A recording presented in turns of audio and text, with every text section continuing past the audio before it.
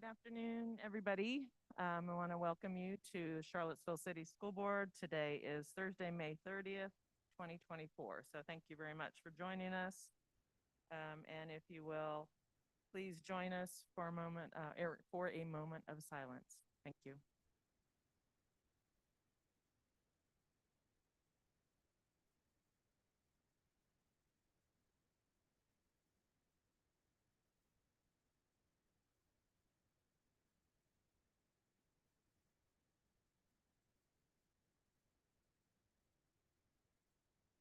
Thank you very much. And if you will now stand and join us with for the Pledge of Allegiance. Pledge allegiance to the flag of the United States of America and to the republic for which it stands, one nation, under God, indivisible, with liberty and justice for all.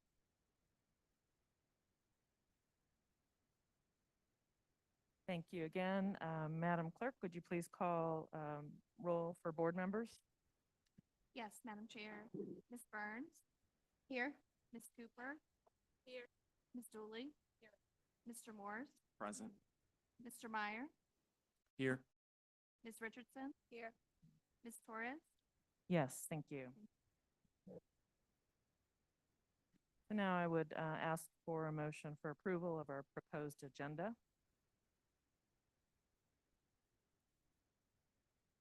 Chair, I would like to motion that we approve the agenda. Any questions? All in favor, please say aye. Aye. Aye. Any opposed? Thank you. So now is our first opportunity for comments from members of the community. I have a list, so I'm going to read from the list. As a reminder, we please ask that you approach the podium, state your name, address, and you will be limited to 3 minutes. So the first name on our list is Mr. Derek Hartline.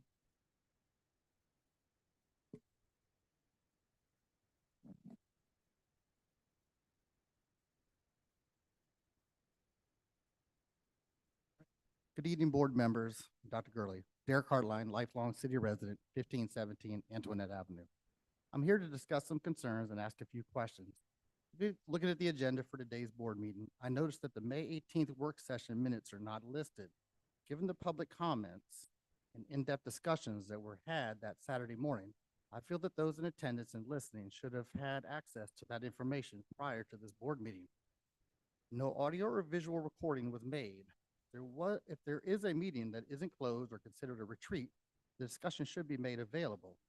Even though it was at KTEC, why wasn't it done? The February work session was held at Walker, yet it was available for public viewing. Most everything to support students, staff, and the schools requires money. In the past years, the board has often received the amount they are asking for from City Council. Have any of you asked why this year you are left with a deficit?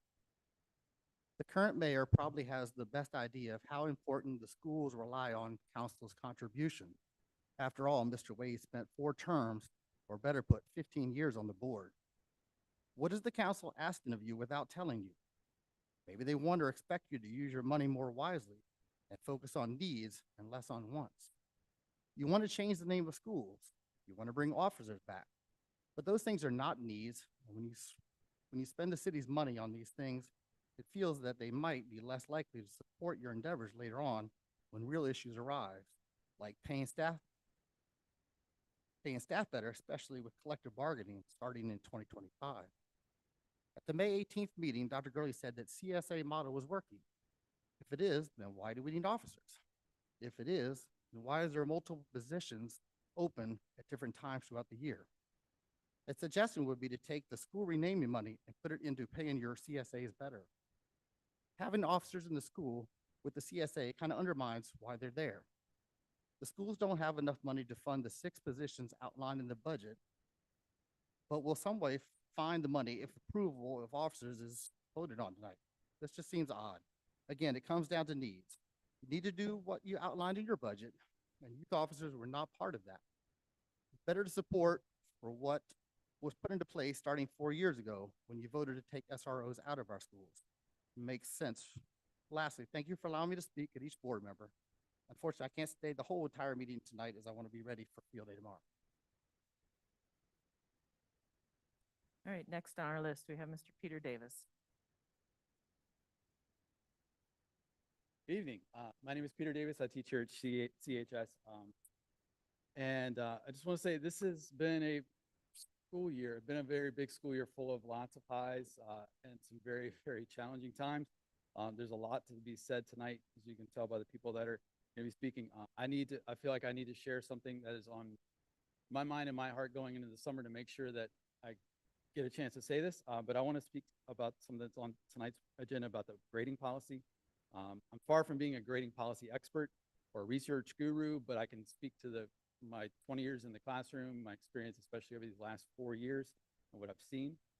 I always try to approach teaching and parenting even through a quote that was shared with me years ago, that you can either prepare the child for the road or you can prepare the road for the child. From my viewpoint, I feel like we've been doing a lot of road fixing, and I'm a little concerned. I feel like the changes we made in grading policies, especially since 2020, I feel like are actually doing more harm than good at times with our students' work ethic, academic endurance, and attendance. Right now, we have the minimum 50% for every student across the board. Doesn't matter if they've missed 5 weeks of school for whatever reason, or if they just don't turn in any work, minimum 50. That policy, coupled with unlimited retakes, flexible due dates, no real strong attendance policy, I feel like we're actually setting our students up possibly for failure. Some of these policies work great on their own, but I feel like we've got too much going on, and I don't think it's doing what we hoped it would do. Of course, some students need a lot of help dealing with insurmountable circumstances. I'm not a heartless person at all. And of course, grading practices should be equitable and without bias. I think we can all agree on that.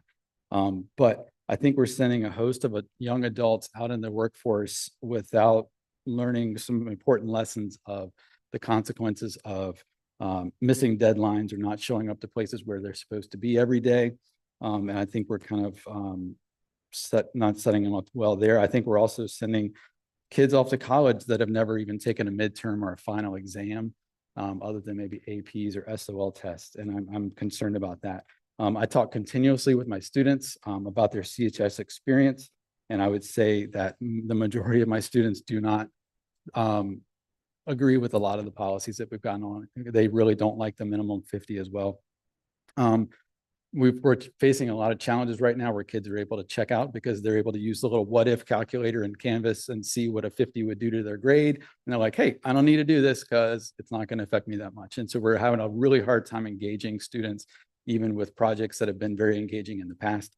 I could be wrong about this, and all my colleagues that I've talked with that agree with what I'm saying, we could all be wrong about this, but we need to be shown why we're wrong. We need to be trained. We need to understand. This was kind of tossed to us at the beginning of the year without a lot of help and explanation to work within the system. So we need a lot of help with that if we're going to continue in any of these kinds of things. And since my time's up, one last quick hot take that I just want to drop is that I also think that we should have done the yonder pouches. I don't think we've had any success with the cell phone policy this year, and it's kind of a mess there too. I love you all and appreciate the work you do. And I love Charlottesville City Schools. Thank you, sir. All right, we have Ms. Jen Horn. Hi, I'm Jen Horn. I am also a teacher here at Charlottesville High School. I would like to start with some gratitude and things I'm thankful for. I'm thankful for my colleagues. Thank you, Peter. Ditto everything he said. I'm thankful for the union. I'm thankful for collective bargaining, which we all are engaged in. I am thankful for Dr. Denise Johnson, who has been integral to making CHS much better after the reset. I'm thankful to Dr. Gurley for the innovation learning groups. These have been really excellent to be a part of. Thankful to Mr. Leatherwood for stepping up and stepping in, for Dr. Malone for taking the job, and all my colleagues. And I am thankful for our students. I would like to say that before you make any decisions, before you have any votes on anything, you need to talk to them. They are wise, they are insightful, and they have so much to contribute. So I had this laundry list of things I wanted to talk about, but then I decided to just talk about one.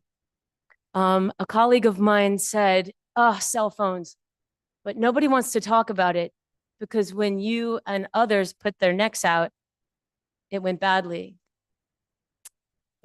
necks are overrated. So the cell phone problem is bigger than ever. It's worse because we have a policy, often away all day, that is not being followed.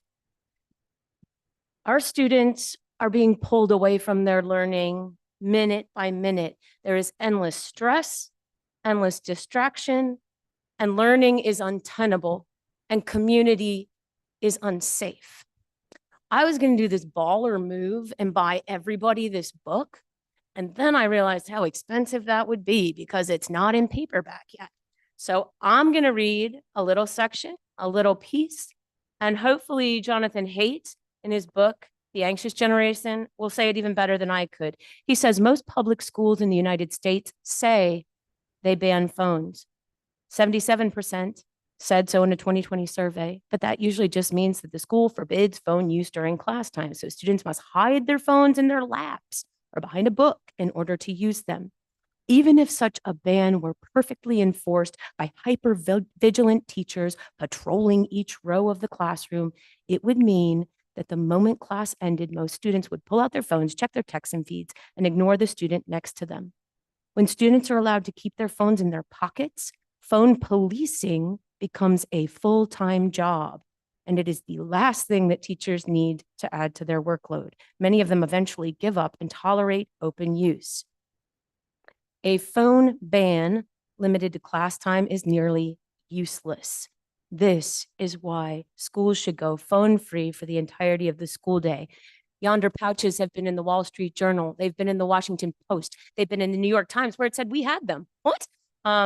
My neighbor has on her refrigerator the document that went out last fall that said, we're getting them. And every time I go to her house, she says, like, look, when? And I said, it probably just meant this upcoming fall. There's probably back order. Thank you so much. Thank you, Ms. Horn. All right, we're moving down. Let's see. I believe our next speaker would be Catherine Jenkins Jorm with the CHS-CSAs.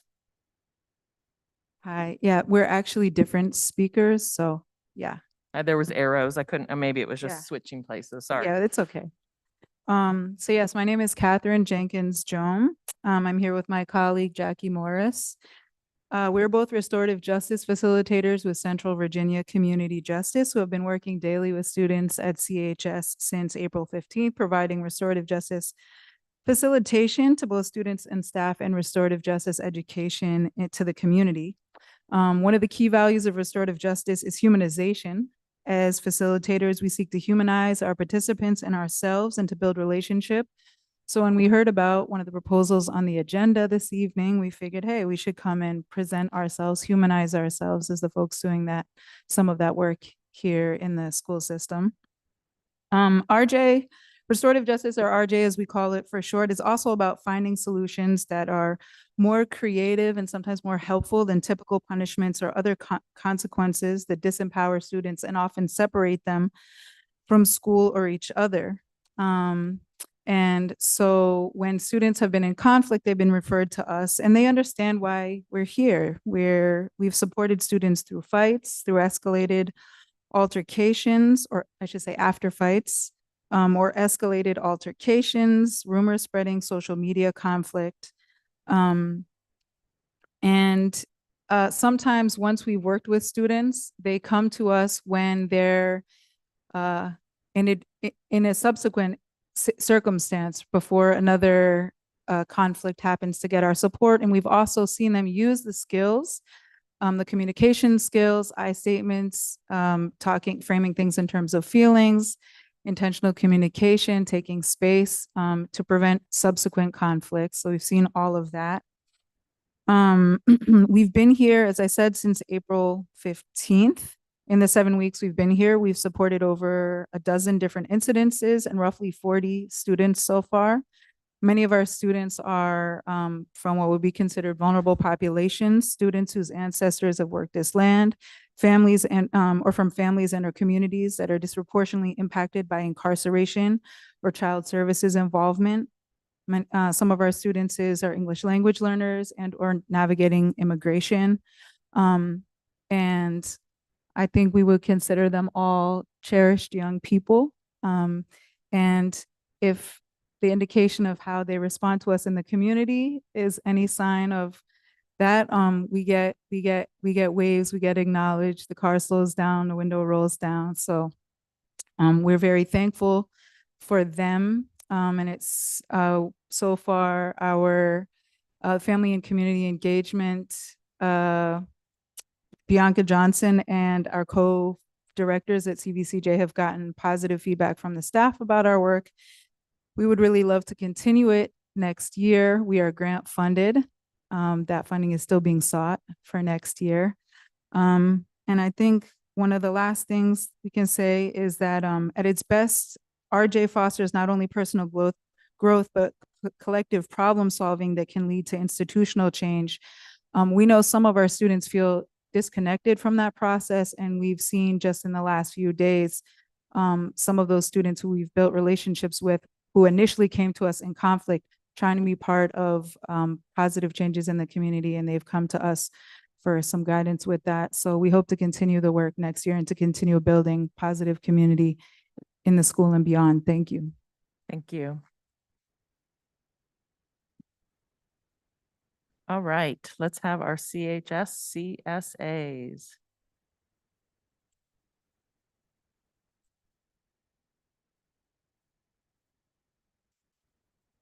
Good afternoon, Board. Dr. Gurley.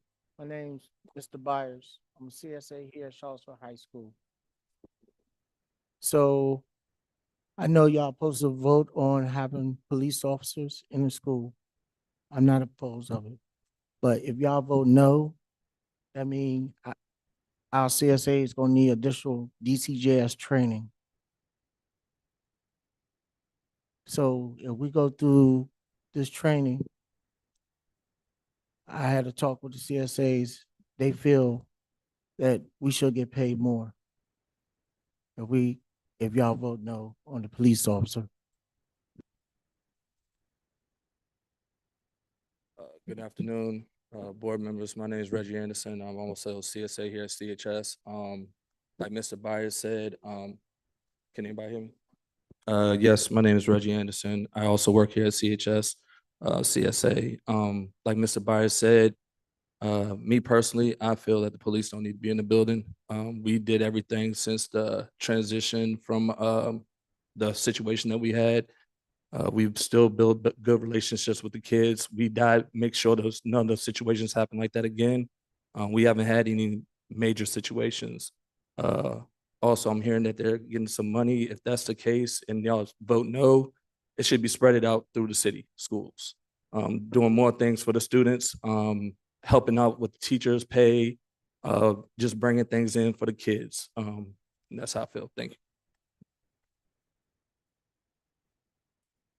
Hello, board. My name is Kia Anderson. I'm a CSA for Charlottesville High School. I would like to say I'm not opposed to school resource officers as long as we have someone who has the heart and not just a title for this environment and helps brings about a positive change. That is key, especially in the selection process. Everyone here is part of a bigger team. I don't want our role as CSAs downplayed or neglected in what we do and how we already add to the daily function of care and safety for a school. We don't just monitor halls, break up fights, confiscate items, enter them in the system, and check bathrooms. In a sense, we are first responders. We're the ones who, once a kid is either put out of a class or walks out, we are their first point of contact for whatever reason. We then have the role of a mentor, a counselor, a nurse, etc., before they even get to the person we're directing them to. Each of our relationships are different with students. Speaking from experience, I've gotten a kid to a class who normally would not go to a class. I've walked them down to the nurse when they claimed they were fine with tears in their eyes. Same as me connecting them with a counselor or an AP when they did not want to go to a counselor or AP beforehand. But I did not do so by force. I did it every day with genuine care and concern. The kids remember that. No matter what I have faced, I still come in with a smile on my face and show them how much I care and that I'm not going to give up on them. And I'm going to make sure that they make safe, better choices that benefit a greater, more positive outcome for them. Again, I'm not opposed as long as we recognize how hard we work. We are trained in de-escalation, mental health, first aid, and restorative practices. Thank you.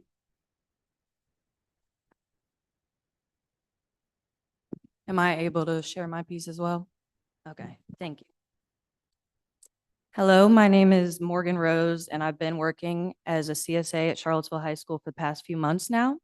In addition, I just finished my first season as the head lacrosse coach of the girls' team. I have lots of stories, but I'm just going to tell you one from this morning in particular. So just this morning, I went to a dentist appointment, right? The dentist asked me what I was doing for work, and as I was proudly wearing my Charlottesville High School t-shirt, I expressed how much I love the kids at the school and how it can be very difficult at times, but I genuinely care for the kids and value the relationships that I've built with them, lots of them. After overhearing where I worked, a young woman working there had mentioned that one of her cousins attends the school. She said his name, and instantly I got excited to talk about this kid. Sorry, I'm nervous. And I expressed how highly I thought of him, regardless of his suspensions or his absences or his occasional attempt to sneak out of the back door. I told her how much potential I see in him and how I've had conversations with him, encouraging him to do the right things because he's such a smart and sweet kid caught up in a pattern of not so smart decisions. She seemed happy as well, and the most impactful part of that conversation was at the end when she said, "Thank you for knowing him." And the impact that that had on me was immense. These kids want to be known and they want to have support from adults in the building that they see every day. Because when some of them go home, they don't have mothers who cook them dinner, and they don't have parents that give them hugs or say, "I love you," and they don't live in safe neighborhoods or houses. My point in saying all of this is this was just one story from today with just one kid. But as CSAs, we're making a difference in many kids' lives, and our presence has not always been easily embraced by every student, but we keep them safe and we make them feel valued. Having 6 or 7 of us in the halls every day makes a big difference at Charlottesville High School. And we may not be recognized all the time for our efforts, but I personally have a genuine love for the children at this school, and my heart genuinely goes out to them. I would encourage anyone to walk a day in our shoes because this job is not easy and some days are even harder than others. But I'm so blessed to have met these kids and be able to hear their stories and allow them to be and feel heard. And I hope you all hear us as well today. Thank you very much.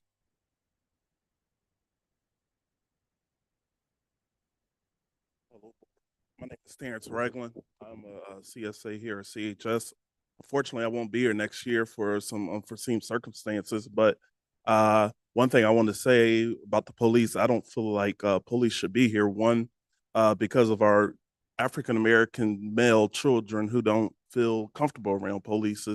And I feel like the school situation has gotten better than what it was in previous. Thank you.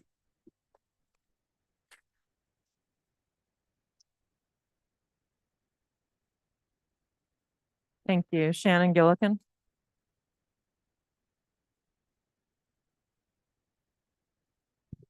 Gotta move this down after that last guy. Good evening, school board members and Dr. Gurley. My name is Shannon Gillikin. I am president of the Charlottesville Education Association, which is the union for teachers and staff in Charlottesville. Staff members, if you're not already, I invite you to stand. Our union has over 200 members and is growing daily. This year, every school had the opportunity to elect a union member to represent them in our representative assembly. The representative assembly, which includes staff from every age, all across the city, unanimously passed the following resolution. Resolved that the Charlottesville Education Association, the union representing the faculty and staff of Charlottesville City Schools, acting through our elected representative assembly, opposes the employment of police officers in our school buildings as currently proposed by Kim Powell and the school board. The process thus far has not included adequate feedback from the staff or community members. Moreover, the proposal is flawed for 2 primary reasons. 1, evidence clearly indicates that police officers in schools do not increase school safety and lead to large increases in student arrests for trivial offenses, which is counterproductive to creating a safe learning environment for all students. Two, moreover, that money that would be spent employing police officers in our schools could be used much more effectively for restorative justice and community outreach programs, additional social workers, and counselors. We therefore call on the Charlottesville City School Board to vote against moving forward with the Youth Resource Officer program that has been put forward by the school division staff. Thank you.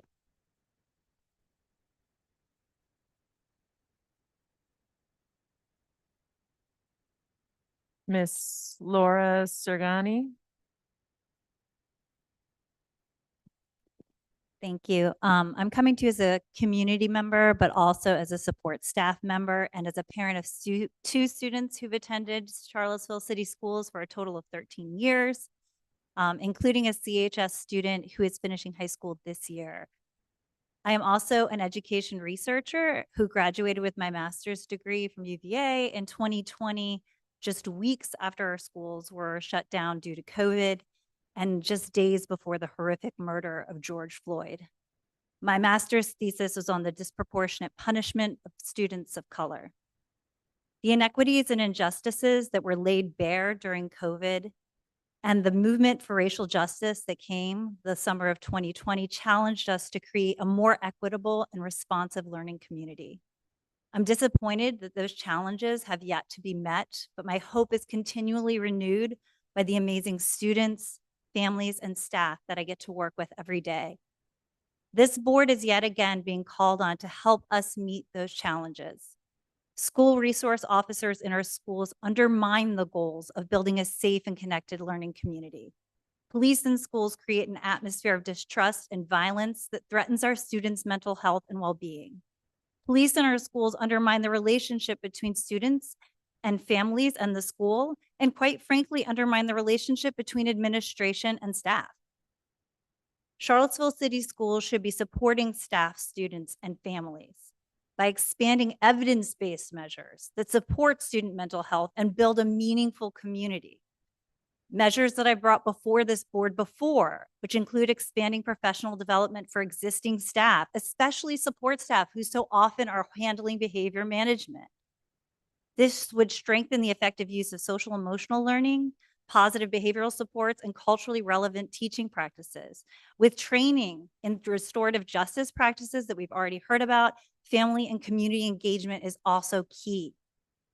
Secondly, we need more on-site mental health professionals. These people I work with every day are saviors to our kids and our staff. And we need more of them to facilitate collaboration with families and students to develop meaningful strategies for supporting students' social emotional needs. And third, and we heard about this earlier tonight, we need to expand collaboration with students themselves using a youth participatory action research model that utilizes students' own insights to create a safer and more supportive school environment. I said it the last time I came to you, and I'm saying it again. It's time to make good on those promises that we made in 2020 with meaningful solutions that strengthen our school communities and not weaken them. Keep police out of our schools.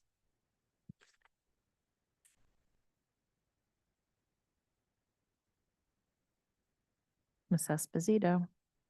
Good evening, Dr. Gurley, Madam Chair, and school board members. I am Christine Esposito. I am one of the gifted specialists at Walker, and I live in the city. I'm here today to ask you to say no to bringing police officers back into our buildings. CSAs have been in our buildings for not quite a year. They have had a profound positive impact at Walker. How are we measuring their effectiveness? How can we possibly measure their impact on our students? Why are we talking about putting youth resource officers in our buildings without this information? Communities fund what's important to them. The school board fought hard to fund Dr. Gurley's budget, all of it. But at the end of the day, there was still a funding gap in excess of $600,000 between what Dr. Gurley and our principal said we needed and what the city was able or willing to provide. The idea that we, either the city or the school division, would actively try to place 3 police officers in our buildings at a price tag of almost $600,000 is a slap in the face to every staff member who knows how desperately we need additional math and reading specialists, mental health personnel, and to keep our building subs. Building admin had to choose which of these positions they'd keep and which they'd have to do without. Barely a minute later, and the conversation is not about the many positions that went unfunded this year, but instead discussing the possibility of adding 3 youth resource officers to our buildings for $600,000. If you think we can find the money for these positions, why couldn't we find the money for our instructional positions? Until we can fully fund our desperately needed instructional positions, this is not a conversation we should be entertaining. While the budgetary matters are important, exasperating, and worth noting, they are secondary to this important fact, simply stated by the CEA's resolution. Evidence clearly indicates that police officers in schools do not increase school safety and lead to large increases in student arrests for trivial offenses, which is counterproductive to creating a safe learning environment for all students. Without a safe learning environment for all students, CCS will struggle to live up to its vision statement that Charlottesville City Schools will be a community of hope, growth, and learning where barriers are eliminated and possibilities are limitless. Thank you.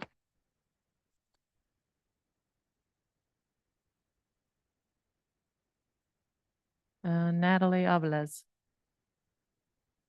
Good afternoon, Dr. Gurley and members of the school board. My name is Natalie Aviles. I'm the parent of a second grader at Jackson Via, and I'm also a professor of theology at the University of Virginia.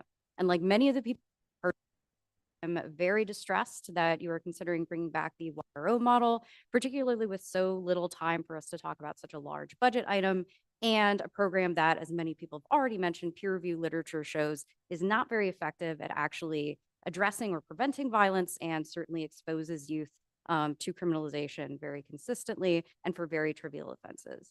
But I'm most concerned about putting Charlottesville PD members in our schools, given that Charlottesville City Council's own disproportionate minority contact task force recently found very persistent negative racial disparities in prosecution and arrests for both Black adults and juveniles.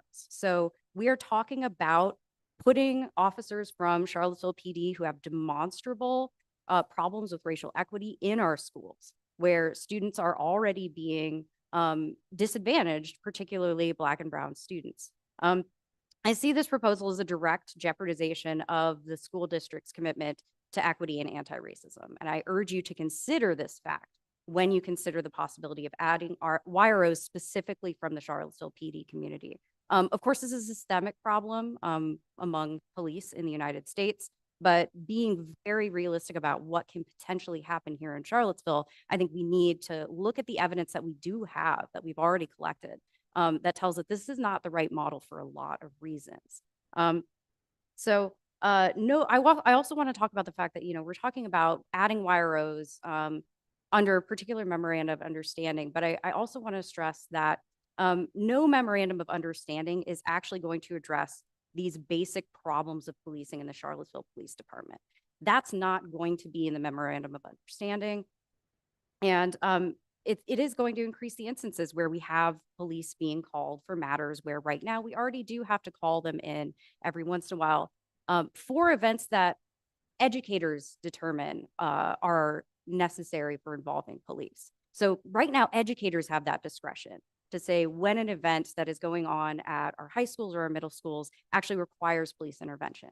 If we put CPD in our schools, we are taking away that discretion and we are giving it to police officers that, once again, demonstrably are inequitable in their policing here in Charlottesville. I want you to consider that fact and to consider the fact that when police make a determination that something is up to their intervention, there is very little we can do as parents, as students, or as educators or staff members to actually stop them in that moment. This is by design in American policing.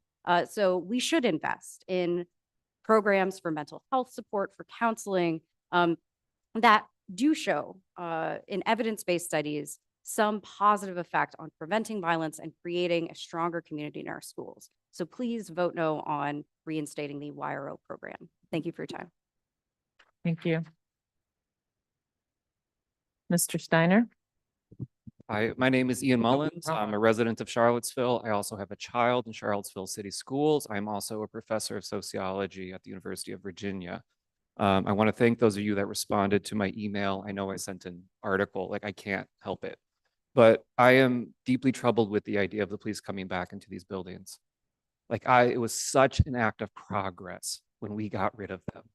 It was an act of equity.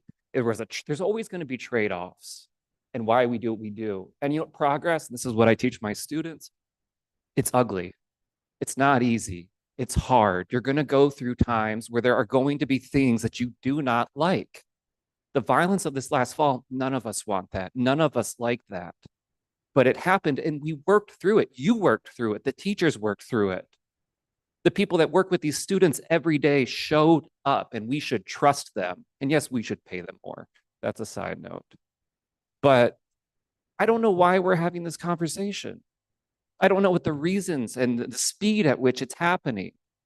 And I want to just when you have your deliberation, before you vote, I want you to think about, why are we doing this? Why now? Why this? And usually when people have these conversations, they talk about order, social order, public order. And I want to just give you a conceptual distinction because once again, I can't help myself.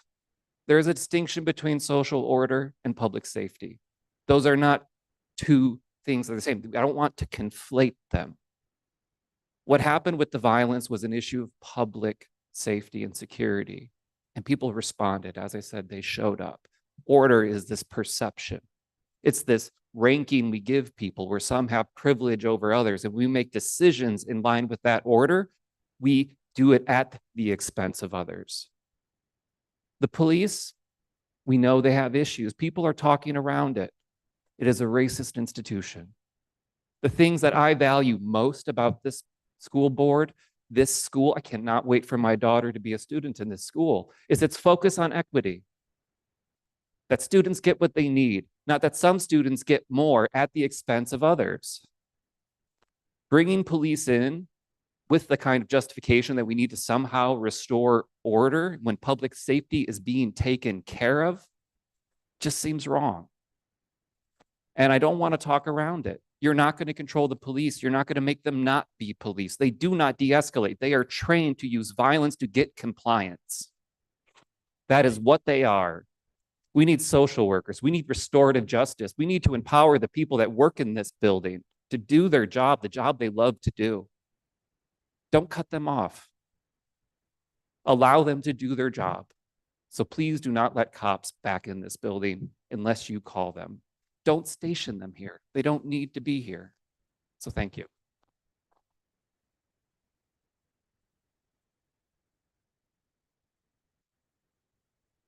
Mr. Steiner. Thank you. Good afternoon, board.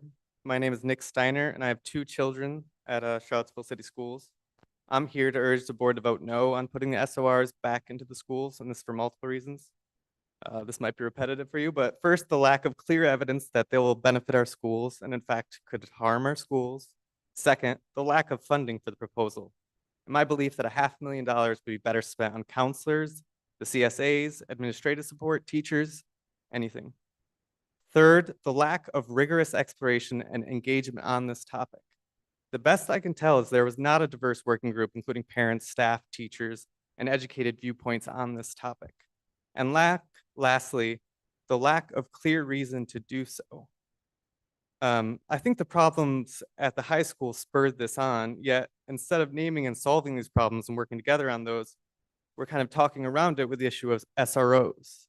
And the Parent Square message said it was administrative problems and stuff like that, but I think this is really about the school and what the violence that happened. Instead of naming those problems, working on those problems, we're kind of talking around it. So I think we need transparency, we need trust, we need leadership, and I don't think this process has brought us that. So I want you to work with the whole community. I love these schools, and we can do better, and just please vote no on this. Thank you for giving me a chance to speak. Thank you.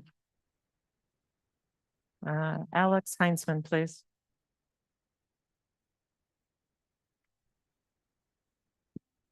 My name is Alex Heinzman. I'm the parent of 2 children in city schools, and I'm also here to ask the board to vote against putting police back in our schools. I've already spoken to you. I'm sorry. You've heard this before. I've already spoken to you about the process, which has not been transparent or rigorous. Just last night, I got to talk with a parent who was part of the work group that recommended removing SROs from schools in 2020. She said it took a coalition of 20 people, including staff, families, and experts, more than a year of work, including monthly meetings and multiple surveys to change this policy. We deserve at least that amount of time and effort to think about reversing it. I have already spoken to you about the cost, which is prohibitive. No one has yet explained to me why, in a year where we can't afford more substitutes, more reading and math specialists, more counselors, we should pay $500,000 for 3 cops rather than paying the CSAs who are already literally here doing that work. I've also talked quite a bit about the policy itself, which is both discriminatory and ineffective. I've cited many, many studies. I've sent you more links than anyone ever wants to receive. And I worry that maybe those statistics have obscured the actual human experiences that I am specifically worried about. In 2014, in Greene County, Virginia, a preschooler was put in handcuffs and leg shackles. He was 4. In 2015, an 11-year-old with autism kicked a trash can in Lynchburg, Virginia. He was charged with disorderly conduct by the school's SRO. In 2016, a 14-year-old was handcuffed and charged with disorderly conduct and larceny for stealing a 65-cent carton of milk in Dumfries, Virginia. That one made national news. In 2018, an SRO in Shenandoah County was charged with assault for striking a kindergartner in the face. And in 2023, an officer at Lebanon High School was charged with a misdemeanor assault and battery against a female student. I truly believe that no one in this room wants any of that to happen in our schools. We don't want arrests or handcuffs or criminal charges or violence against our students. We don't want our racial achievement gap, which is already quite bad, to get worse. We want our schools to be safe and inclusive. And if that is true, I urge you to vote against cops in schools. Thank you.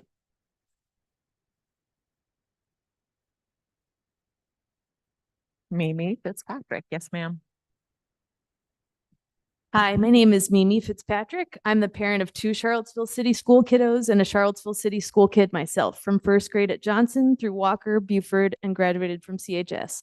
I'm also a local business owner and former elementary school teacher. I taught for 12 years in various school systems and settings, and I know how difficult teaching can be and how much teachers are asked to do outside of the scope of simply teaching to the standards. In our elementary schools, there has been a positive shift towards focusing on social emotional learning in the last few decades. But there has been a lag in funds to support teachers and students with well-trained mental health professionals. Decades, okay. With well-trained mental health professionals in the capacity that is truly needed.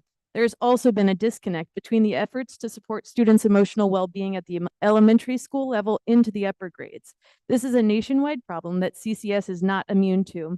I believe that you all took a step in the right direction at the high school level with the addition of the care and safety assistance, but this is just a start. Allocating taxpayer dollars, which may or may not be coming from the increased meals tax that will go into effect this summer, it's still unclear, but other business owners out there take note, to add armed police to schools, that would be the wrong way to support students, teachers, and the surrounding community. By staffing schools with police officers, people who are trained to make arrests, we criminalize normal adolescent behavior and usher students into the criminal legal system with devastating long-term consequences. Before woke was a thing, good or bad, my dad cautioned those he taught to stay awake. I am not an expert on the education system or the criminal justice system, but my upbringing in the Charlottesville City Schools has led me to be a lifelong learner who does not sleep on potentially life-altering decisions. And I've taken time to educate myself on the systemic failings of policing in America. Police presence in schools disproportionately harms students of color and students with disabilities and fuels the well-documented school to prison pipeline. Do not vote to reintroduce resource officers to our school. Start with basic security infrastructure that somehow continues to be lacking, such as doors that actually lock and can be monitored, expanding resources and funding for our CSAs, counselors, and social workers, and others committed to restorative justice practices. Instead of directing funds to CPD, support the students, teachers, and community by directing funds towards existing programs also who are affecting positive changes in our schools and in our community, such as Cultivate Charlottesville and the Buck Squad, and others that I'm sure I don't even know about. Thank you.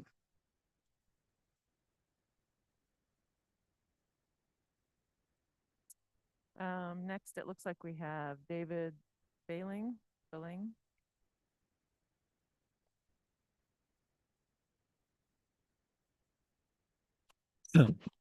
Hello. I am David Bailing, and I am here to at least try to represent the student population, which makes up quite a lot of the city schools population. And yeah, I'm a senior at CHS and I live here in Seville. And soon I will graduate, and I want to make sure that the school that is left behind is one that will work for the next generation of kids. And on top of that, I'm also here because I've had experience with police in schools. When I was in middle school, we had actual officers in the building. And while I did occasionally hear about anecdotal like experiences of students having sort of semi-good relationships with the police, there were still very many fights, and the police did not have much of an impact on that. And anyways, and I'm here to urge you to vote against having police in schools. One of the most compelling reasons for not having police in schools is simply the fact that it just costs way too much, as you all know. And you know, when I was in class, it seemed like every time our teacher needed a box of pencils or whatever, there was always the accompanying needed ask for more funding. This is a scenario I've seen that play out far too many times in my 13 years of being a Seville City School student. So instead of being in this situation, I'm suggesting, like many others have today, that the board puts the money towards things that actually uplift the student and faculty, which have been listed by many people before me so far. More so, I'd like to know about how the plan will conflict with the current people that are hired to monitor the halls. And it's been interesting to hear from them what their perspective has been on the issue. Additionally, a general lack of transparency and clarity is also what motivates me to ask you to vote against this policy change. Despite it, despite there being a working group that was like deliberating on this policy change, there were no students, no parents, and no teachers in that working group. Additionally, for the back in 2020, when the police were first taken out of the school, that process took 1 entire year. But now we're reversing this decision in what feels like a much smaller period of time. In addition, while the officers are supposedly there to protect students, research suggests that they do the exact opposite. I mean, it's not a secret that if you are Black, that you're more likely to be arrested in school or in general, just for things that you really don't deserve to be arrested for. And yeah, and moreover, this also affects disabled students and basically marginalized people as a whole. And it is for these reasons that I'm taking this stance, and it's for these reasons that I implore you to vote against this proposal and keep cops out of our schools. Thank you.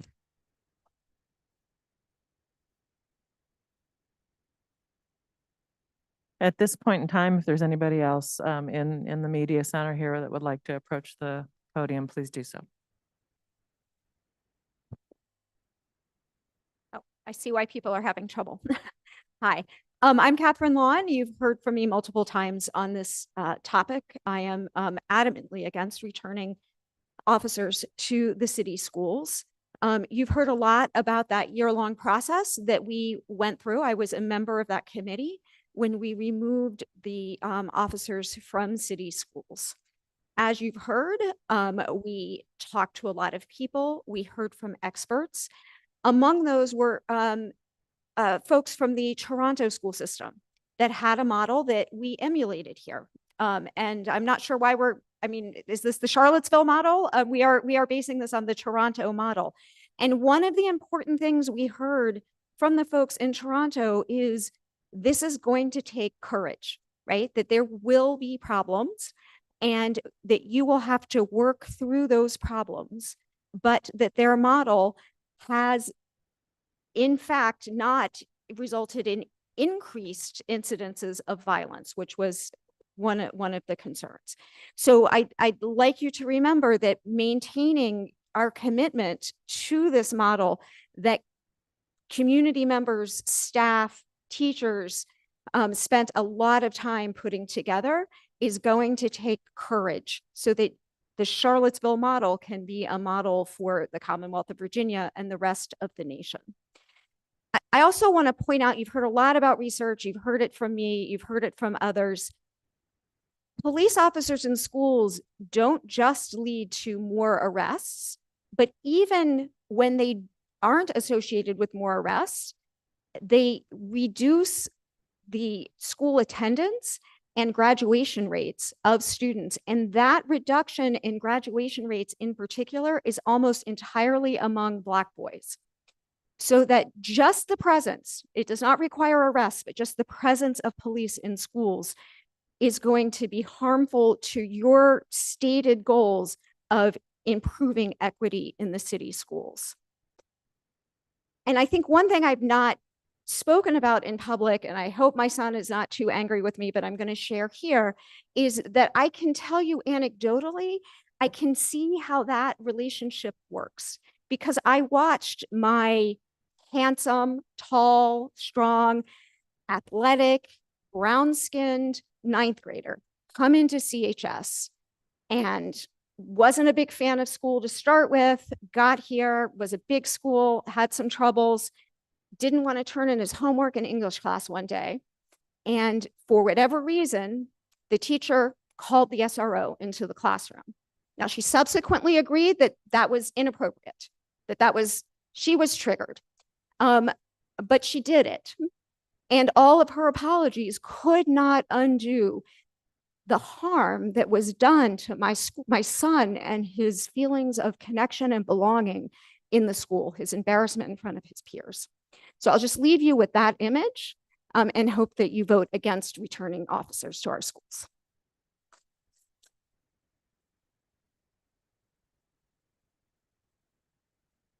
Welcome, Ms. Bryant.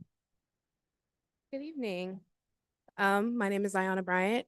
I am a proud CHS alum, and I'm here to share a little bit about where we've come from because we've heard a little bit about the research. We've heard a little bit about anecdotes of where this has worked. So I want to remind us of March 2019.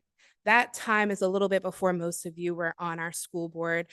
But in March of 2019, there was a threat sent to CHS for students of color. And I remember the shock that many of the students felt at the time. We didn't know what was going on, but we do remember that there was racially coded or racially motivated language used in that threat. And we felt that it was an opportunity for us to step up as a Black Student Union, which I helped start found with some of my friends in my 9th grade year, to cause or to encourage our school board and our school district to reflect on what racial equity actually looked like in practice in CCS. And so during that walkout, we called on the school board to really think about how students can elevate their voices around the issues such as school safety, decision-making, course enrollment. There were so many things that we wanted to discuss all at once, but we used that time as an activation moment to call students, staff, parents, community members to ask the important questions about what was the state of our school at the time. And so I remember about over 200 students and community members walking out of school and being a part of this kind of rally that we had where we also gave demands directly to the school board. And two that I really want to highlight, two of those demands was thorough racial sensitivity training for school resource officers. To my knowledge, that never really happened. And the way that we wanted that to happen was that we wanted community members and students to be a part of creating that training so that student experiences could be used as a part of whatever these school resource officers would learn prior to coming into the building. I don't believe that ever happened. Additionally, we asked for a student oversight board or committee to oversee disciplinary actions, data, who was getting punished for what were those punishments actually looking like? Of course, without disclosing, pertinent information that would be against the law, but asking with the numbers that we see, what were suspensions looking like? What were, were people getting expelled? Were people getting sent out of class? Like, what were those kind of punitive measures actually looking like in the school? And to my knowledge, that also did not happen. We did have students who were on school board, and I served as one of those students during my senior year, but I never really saw a bold step towards student voice actually being cemented in the decision-making process in our district. And so this is an opportunity to actually do that. Of course, no cops in schools. I support everything that's been said before me. But I also want to ask you to think about what it actually means to empower youth to step up, to stand up, and to be a part of decision-making processes. And if you look back at the demands from the Black Student Union and the Young Libs and all of the clubs that participated in our walkout in 2019, you would know that we had really bold ideas and they had worked in other school districts. We had done our research. So I would ask that you really consult your students. And from what I've heard from students at Lugo, who are doing a great job over there, and students who are at CHS, is that they don't want cops in schools. So listen to your students. Thank you.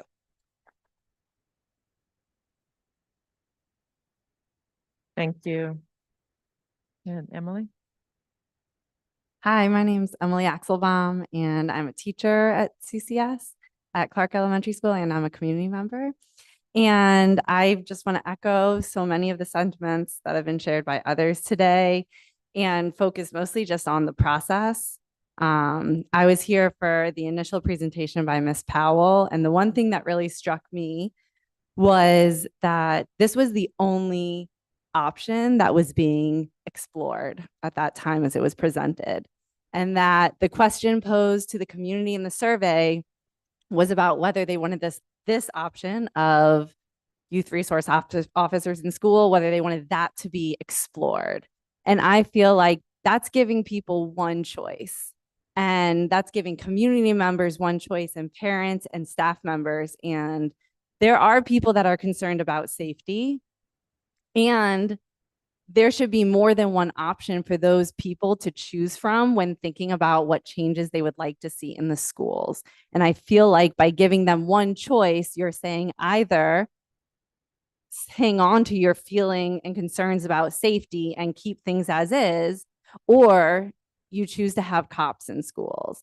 And I feel like rather than investigating multiple options and exploring as thoroughly as the Cambridge model was explored, multiple different options and presenting those in the survey, I wonder what we would have seen back, because I feel like there's evidence, it's been presented tonight and in other moments, that cops do not have to be the only option, and yet they were the only option that was surveyed in our community. So thank you very much for your time.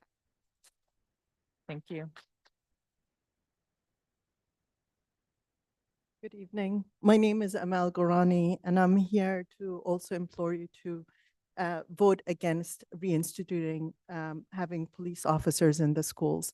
As a parent, as a person of color, and a parent of CHS student, I'm really worried about this for all the reasons. I mean, I'm not going to repeat all the arguments that have been said, but it is terrifying that we are not investing in alternative models when there is no evidence that the securitized models have shown any results.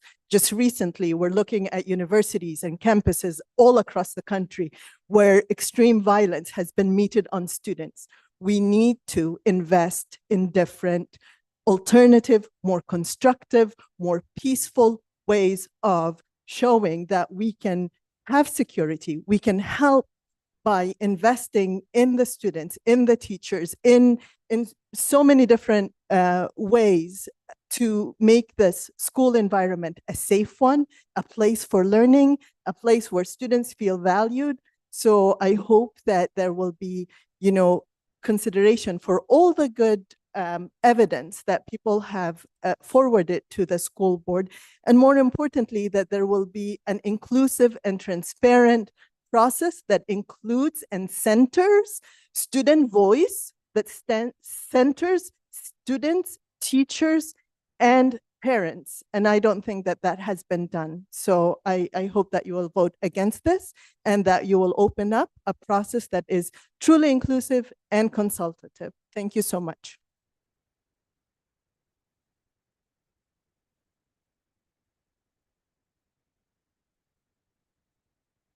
Hello, school board, Dr. Gurley, Madam Chair. My name is Maggie Funtner. I am a teacher at Walker Upper Elementary School. Ms. Richardson, it was lovely to have you in our classroom earlier this year. I was not planning to speak tonight, so I hope you'll forgive me if I'm not as composed as I might like to be. I am a graduate student. I am working on my doctorate in educational leadership. I love data. I love statistics. I wish I had brought them to you tonight, but I know that they've already been presented. I would encourage you to really think and really listen to all the voices you've heard already tonight. Take a look in the back. All of these staff are here in the last 2 weeks of school when everything is crazy because we think this is that important. As a teacher, my highest priority in the classroom is my student safety.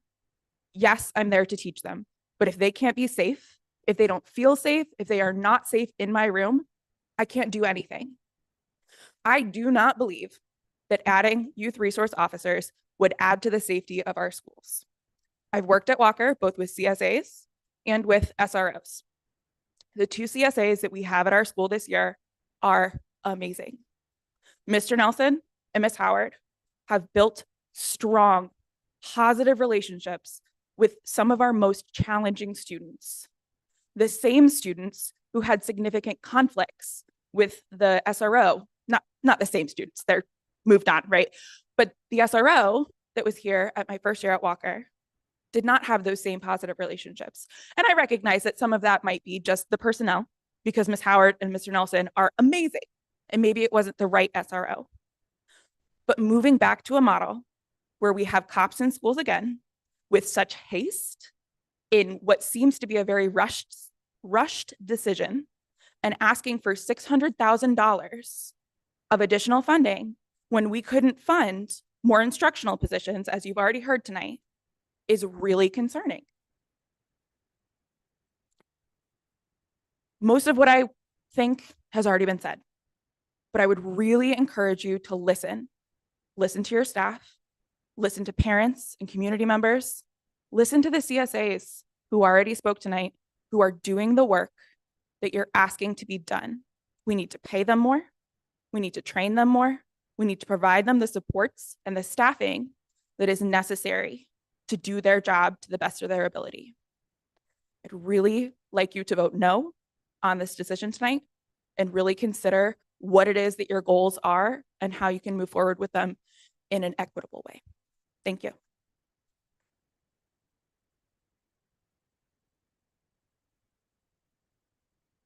Hey, y'all. My name's Nick. Okay, you got it. Let's build the Charlottesville City restorative safety model. Let's build the Charlottesville City restorative safety model. I get it. When we got SROs out of schools and you're doing something completely new, like the CSA and restorative model that we were exploring, it's messy. It was very messy. And I know a lot of staff members, when I started working here, felt really uncomfortable and even scared with the messiness, with the disorder, and sometimes with students harming each other. And I think that a lot of people, when they were feeling that discomfort and that fear, let's go back to something that at least kind of worked. We felt like that's more familiar. Let's do that.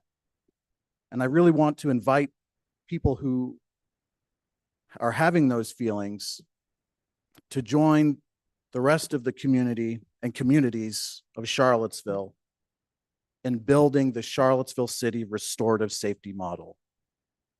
If we're going to be a world-class city, we need to find our own way. We need to listen to student voices from the past, like Ziona Bryant and all the work that they have done. We need to listen to all the research that's out there. And we need to start doing our own research and listening to student voice now. But I know it's scary and it's messy, but I think that's what we need to do. We need to be brave and we need to do that messy work. I just briefly wanted to read these signs to you because I know as a teacher, sometimes it's hard to see the whiteboard at the back. Vote no to YROs. Defund CPD, fully fund Charlottesville City Schools. Spend money on subs. That is a safety issue. Spend money on community building. That is a safety issue. Protect marginalized children. That is a safety issue. Spend money on mental health specialists and support. That is a safety issue. Spend money on counselors instead. That is a safety issue. Spend money on social workers instead. That is a safety issue. On restorative justice, on our CSAs. And finally, I want to invite, because we got hella numbers today, everyone present, June 3rd, show up, city council, bring these signs. They have the money and we need it.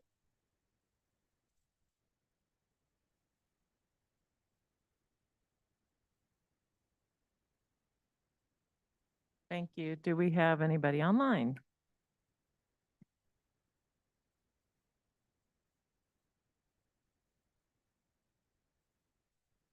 So there's several people following along. If anybody online is interested in speaking, please, I believe, raise the hand icon there, and Mr. Cuomo can open up the mic for you. All right. At this point in time, I think we will close. Oh, hold on. There is one person. Okay. Name is listed as Josh Scott, SCOTT. Josh, you have 3 minutes. I've just promoted you to speaker and you should be able to unmute at this time. Thank you. Can everybody hear me? Try one more time. Can you hear me? Yes, I'll try to pull up your volume there. Go ahead. Okay, my name is Josh Scott, and since I'm not there in person, I need you all to know that I'm a Black father. I have 2 sons, one of which is a first grader at Jackson Valley Elementary, and I hope to have my youngest there in 2026. When I was 19, I got a call out of the blue from Albemarle County Police to come down to the station for an urgent matter they refused to share over the phone.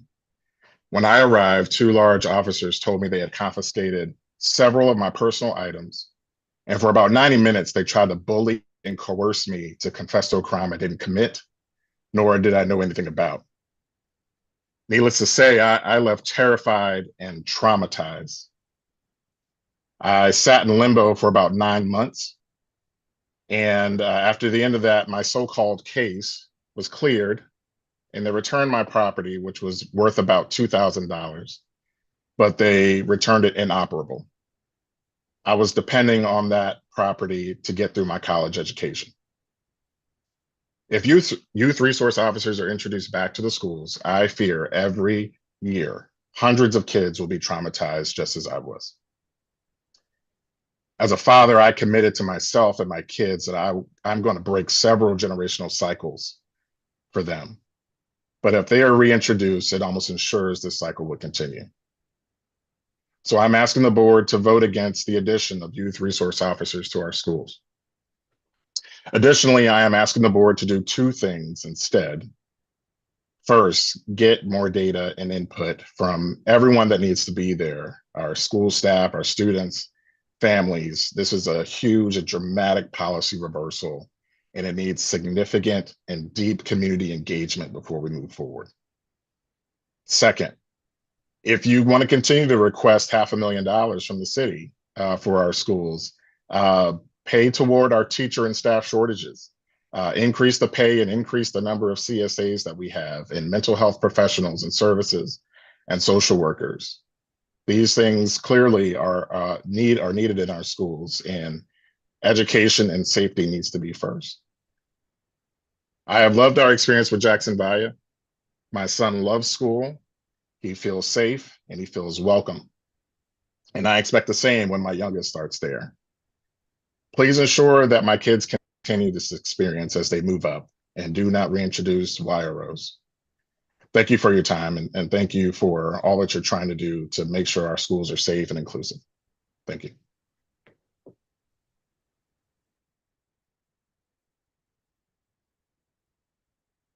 Thank you, sir. If there's anybody else there online. All right. At this point in time, just a reminder that we'll have another opportunity for public comment towards the end of the meeting. The next agenda item would be an opportunity for comments from students. We've heard from one, so thank you for that. But this was a designated time for students. And then the next item would be our student rep report. And we unfortunately are missing her this evening, but we got a nice email from her. And I think I would like to read it. Yeah, so let me pull that up because it was definitely a voice that we are missing tonight.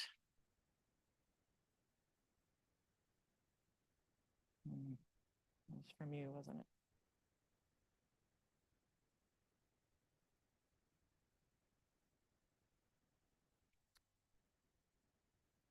So this was from our school board rep. She's a senior, Raquel Allen. And it said, "Dear members of the school board and Dr. Gurley, I am Raquel Allen, a senior at CHS. As I approach graduation, I feel compelled to address the current issue of reintroducing police into schools. While Chief Coaches appears to be making efforts to engage with the community, it's important to recognize that positive individual efforts cannot overshadow systemic issues. Witnessing my friend being forcefully handled by a police officer in 8th grade has left a lasting impression on me. This and other similar experiences have led me to strongly believe that the presence of police in schools is inappropriate. Our community service aides, or CSAs, who are integral members of our community, require support. It is essential to provide them with opportunities to undergo training in de-escalation techniques to effectively handle conflicts. They are capable of fulfilling this role. In essence, the professional or non-professional possession of firearms within a school environment and the authority to detain children should not be permissible. Thank you for your attention to this matter."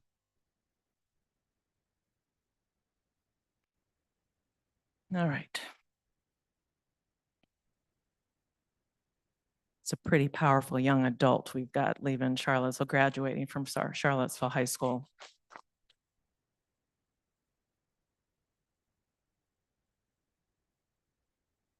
We did acknowledge her email, and I did share with her that selfishly, I was very sad that we didn't get her up here at the dais with us for more meetings. So we all wish her well. All right, so next item on the agenda is adoption of our consent agenda.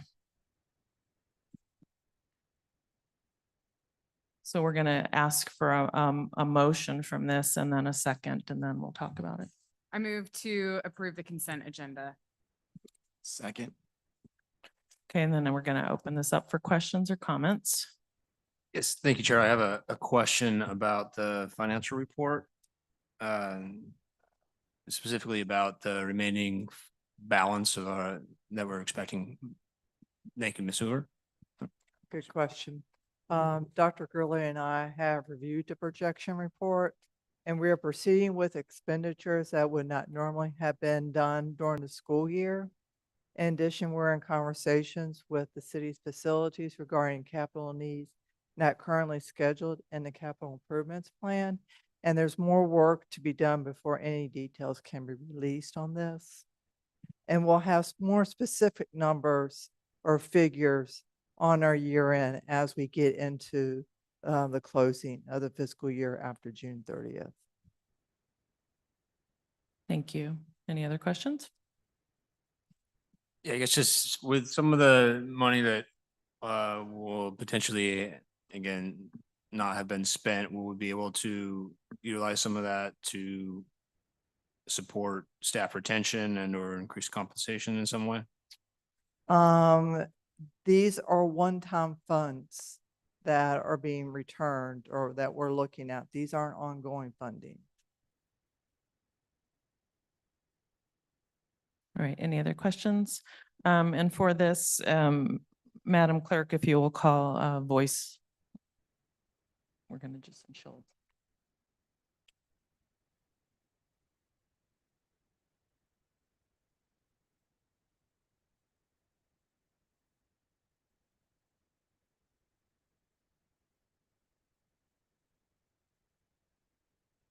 Ms. Burns, Yes. Ms. Cooper, I would like to abstain for personnel recommendations.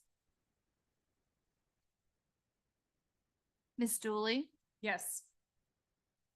Mr. Morris, Yes. Mr. Meyer, Yes. Ms. Richardson, Yes. and Ms. Torres. Yes, thank you. All right, next item or agenda is action items. So we have 9.1. Okay, 9.1, we have the school resource officer model. I'll ask Kim Powell to come up in case there are questions. But at the May 18th work session, there was a motion to place the school resource officer model on the agenda for discussion and consideration in the inclusion to be included in our safety model.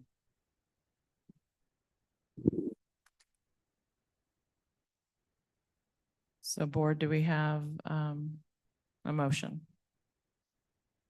Ms. Torres, Board Chair, I move that we postpone this motion until March 27th of 2025 at that board meeting, at which time the superintendent will present his final recommendations to the board after a thorough process has been followed, including but not limited to periodic progress reports at the October 19th, 2024 and December 7th, 2024 board meetings. Second. Do we have any comments or discussion from board members?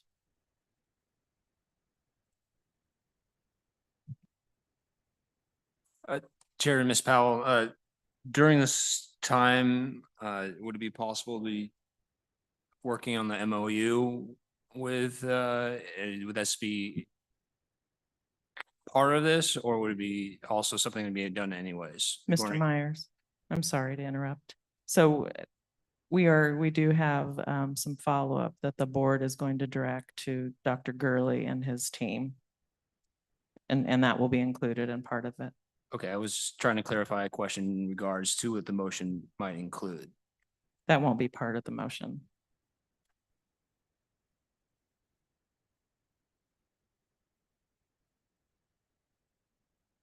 Well, it's so that again, was part of the work that's been done, building up to, right? I mean, if you wanted to reword that as a friendly amendment somehow and include that in there somewhere. Sorry, Chief. Sorry, excuse me, Chair. You're not Chief.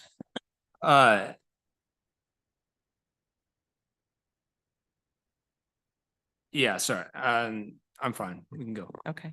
All right. So we do have a motion and a second. Any other questions? So for, let's repeat the motion that this is postponed. Go ahead. Repeat it. So again, the motion is to postpone until the March 27th, 2025 board meeting, at which time the superintendent will present his final recommendations to the board after a thorough process has been followed, including but not limited to periodic progress reports at the October 19th, 2024 and December 7th, 2024 board meetings. Thank you. So we have the motion, we have a second. All in favor, please say yes. Yes. Yes. Any opposed? All right, thank you. So with permission from the board, I would like to just make a couple of comments to address those who took the time. And I do want to acknowledge the time that individual board members have put into this, to the work, to the collaboration to this process. So acknowledging individual conversations that people have had, phone calls that we have taken, the number of emails that have come in, the time that each of you took to show up here tonight to share your thoughts and your perspectives. We need you to know that we have heard you. And I am very appreciative of all of the different perspectives. This community has a wealth of knowledge, a wealth of experience. I want to acknowledge and honor the time that was put in by the committee previous that got us to our current model. And I just want again to say thank you to the board, the entire board, for this last week, which has been a lot. But this is what we are here to do. And I want to share a little bit with the community, just so you know that as Ms. Burns shared a little bit, that the board is really heard and has asked Dr. Gurley and his team to, again, I'm just going to read some bullet points of some things that we are, we'll be turning over to him to complete and provide a comprehensive audit review of our current school safety model. This should provide us with evidence and data to determine weaknesses, successes, and areas for improvement. We'd like budgetary implications, the number of positions that comprise and support the current model versus any budgetary implications to change a model. We have asked and are asking that part of this audit and the work that ensues also takes a look at any relevant licensure of other personnel, departments, and programs beyond our CSAs that work to support the desired goal of Charlottesville City Schools and prioritizing mental safety, health, wellness, and relationship building. We would also like more information about the intersection of the supports provided by following programs such as our CSAs, our restorative justice, in education, the mental health and wellness people that we have in the building, behavior support specialists, and equity inclusion work. And we would like those people to be part of any committee that is formed moving forward, along with consideration of adding community members, students, and anybody else, however they feel they want to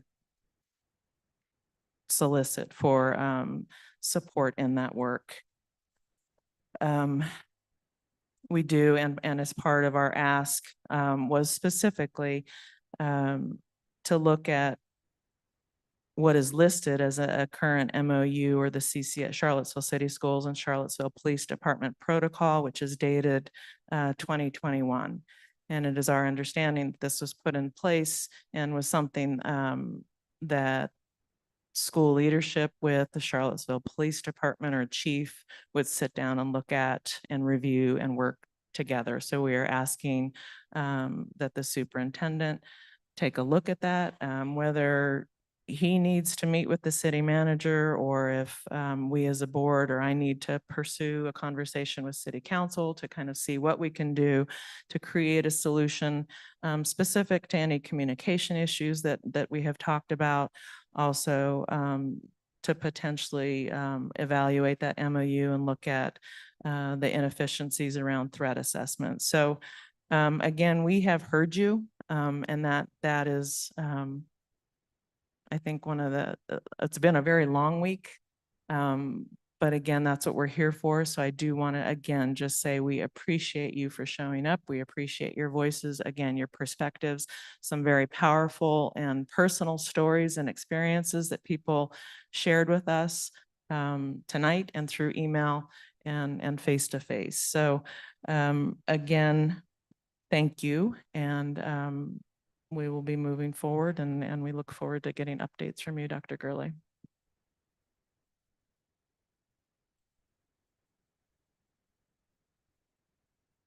Sure. And to clarify, it's our understanding that we're not getting rid of the CSAs. We're not getting the restorative justice program or anything like that. That is going to continue on and continue to build like it has been this current year.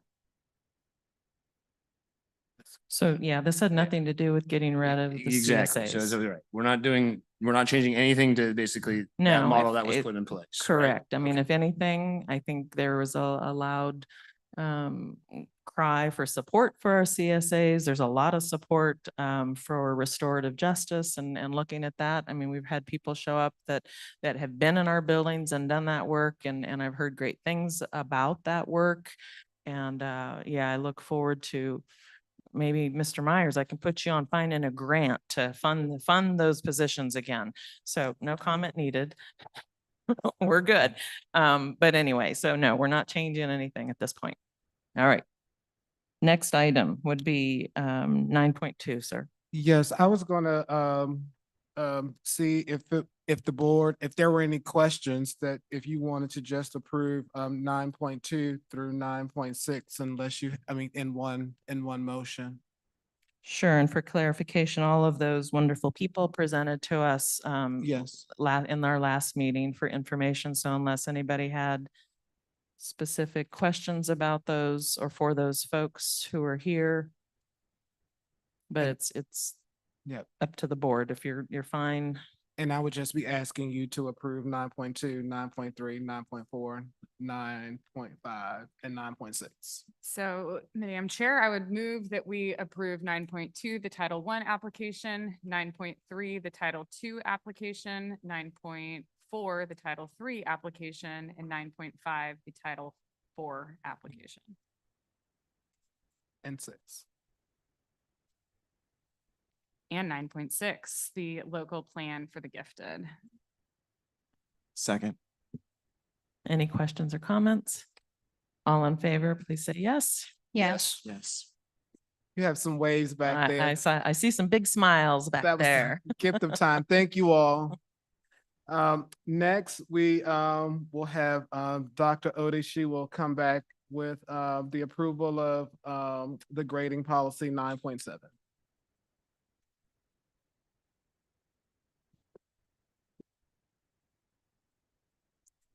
Good evening, Madam Chair, members of the board, and Dr. Gurley.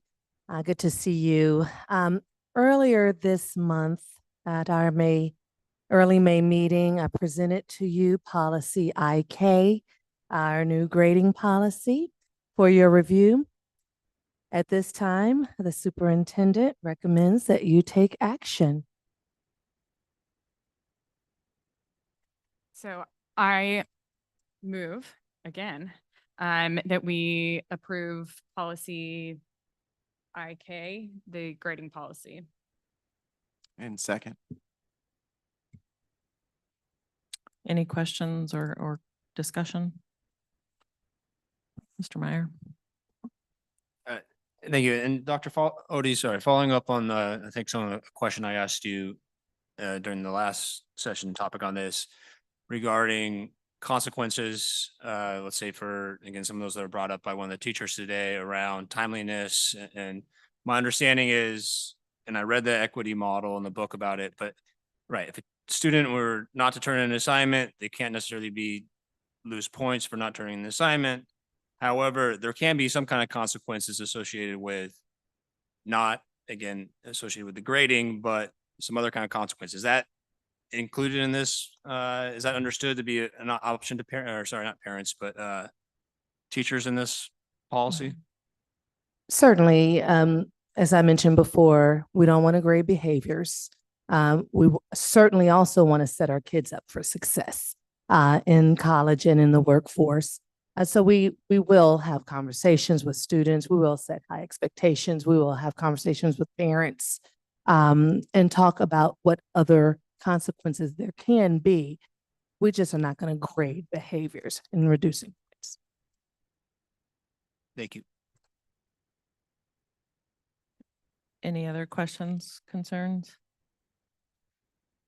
So to that point, Dr. Odie, I mean, what follow-up do you intend to have with staff who are struggling with this and I mean, have really concrete data of how this is impacting students and student success and you know, I guess I won't say accountability, but I mean, it seems like there are some, I don't know, flaws in this system. I mean, because we are all here to support our students, we want them to succeed. But if we're not seeing that this is working in the classroom, I mean, who is the we that we're following up with the students? I mean, are you calling students or? So this is the policy is what we are approving. I think we've got an info item coming about the overview of grading expectations. So my understanding is that this policy doesn't get into the weeds about Thank you. the implementation. And so my recommendation would to be returned to the approval of the policy and hold off until we hear their Thank you. presentation. I appreciate that. Okay, so we had a motion and a second? Okay, all in favor, please say yes. Yes. Yes. Yes. Any opposed? Sorry Thank- about that. No problem. Thank you.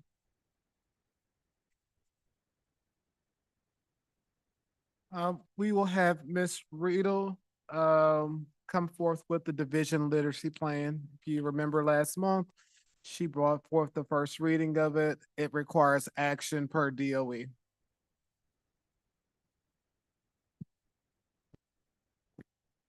Good evening, everyone. At the last school board meeting on May 2nd, I shared the division literacy plan with you, and I'm here tonight to request that you take action and approve it. All right, I move that we approve the CCS division literacy plan as presented. That was supposed to be Second it. Any discussion? Oh, second first. Okay. Oh, I thought. Oh, she I did. didn't. Miss, yeah, hear you.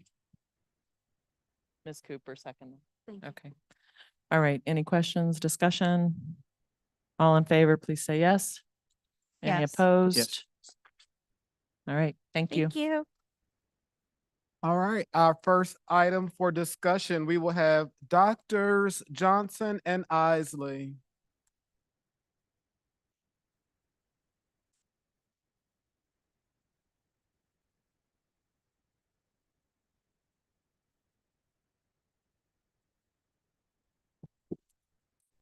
Good evening, everyone.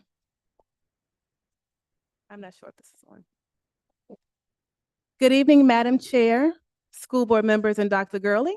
It's good to be with you this evening. We are here to provide a general update on our equitable grading practices. Next slide, please. As part of this presentation, we will provide a brief overview of equity-based grading, our updated grading procedures, along with our transition plan as we adopt standards-based grading, which includes our professional learning support and communication plan. Next slide. All of our equity work, including being intentional about our equitable grading practices, is rooted in our strategic plan. Equitable grading practices can be found in Priority 1, Target 6, and Strategy 6. Priority Area 1 is increasing academic achievement, and our target mentions increasing the percentage of classes or subject areas that use equitable grading practices. Our strategy to do so is completing thorough practices across the division and developing a division policy on equitable grading practices, focusing on standards-based grading. Standards-based grading is only a portion of the work around equitable grading practices. Additional work includes common expectations, balanced assessments, and consistent grading practices within content areas. Next slide, please. This is a continuation of our ongoing work. Within CCS, we have worked towards equitable grading practices for over 15 years. This includes initial conversations around unleveling classes, adopting standards-based grading practices in the math department at the high school. It includes completing a book study on Joe Feldman's Grading for Equity. And last spring, we organized a grading committee composed of division staff, principals, and teachers. We've also wanted to learn from others currently doing the work, and a part of this learning included committee members participating in the standards-based grading roundtable hosted by Education Week. And I've linked that roundtable just in case you're interested in participating. Next slide, please. According to Joe Feldman, the definition we have adopted says that equitable grading practice is a research-based practice of reporting only a student's understanding of the course content or standards. Equitable grading practices are accurate, bias resistant, and motivational. The image in this presentation depicts our aspirational goals of what we want our grading practices to be as a division. One part of achieving our goals includes evaluating our grading procedures. Next slide. Ultimately, we want our students' grades to communicate their level of mastery and understanding of standards. CCS believes in supporting student achievement and success, and teachers should continuously monitor and follow up with students regarding their progress to ensure students are able to demonstrate their understanding. Dr. Isley will now speak a bit more about how we as a division will continue to enhance our equitable grading practices. As part excuse me, as part of the work of the grading committee, we've developed grading procedures. These procedures serve as a guide to teachers and administrators for implementing the grading policy and communicating levels of mastery and understanding. The procedures promote consistency and equity in grading practices. During the pre-week for each school, principals will review the grading procedures in their buildings. Oh, no, that's okay. Go away. Sorry, on the wrong slide. The grading procedures document provides direction around practices related to grading, including the types of assessments and assignments, as well as the percentage of each that teachers should have, handling missing or incomplete assignments, retaking assessments or reassessment, feedback and communication around grades and student performance, considerations for grading students with disabilities and English learners, as well as the grading scale, the 10-point grading scale. With common guidance and procedures, we're looking to increase consistency and equitable practices across classrooms. One component of our equitable grading practices will be the implementation of standards-based grading. Here you'll see the timeline for implementation, which mirrors the years of the strategic plan. In general, implementation is following a 3-year cycle and will be ongoing. First, teams engage in a planning year, followed by the pilot implementation year, which is when the team is actually doing the standards-based grading for the first time. And then the refinement year is the 3rd year where the work continues and is fine-tuned. For next year, you'll see there are quite a few math courses that have been doing standards-based grading already. They're listed at the bottom under refinement. They will continue to refine their work. This year was a crosswalk year for math. Teachers saw and learned their new standards while also teaching the current standards. Next year, they will transition to the new standards. This will consistently be part of the ongoing process with standards-based grading as new standards arise. You'll also see that our 5th grade science team will be implementing standards-based grading as they have been planning for this work this year. Some teams will also have a planning year next year. Standards-based grading takes a lot of work. The standards have to be converted to learning outcomes. Rubrics and assessments are developed and aligned, and work must be done to determine how to interpret student work for grading. In order to do this work, we must do it well and spend time preparing throughout the year in preparation for the implementation.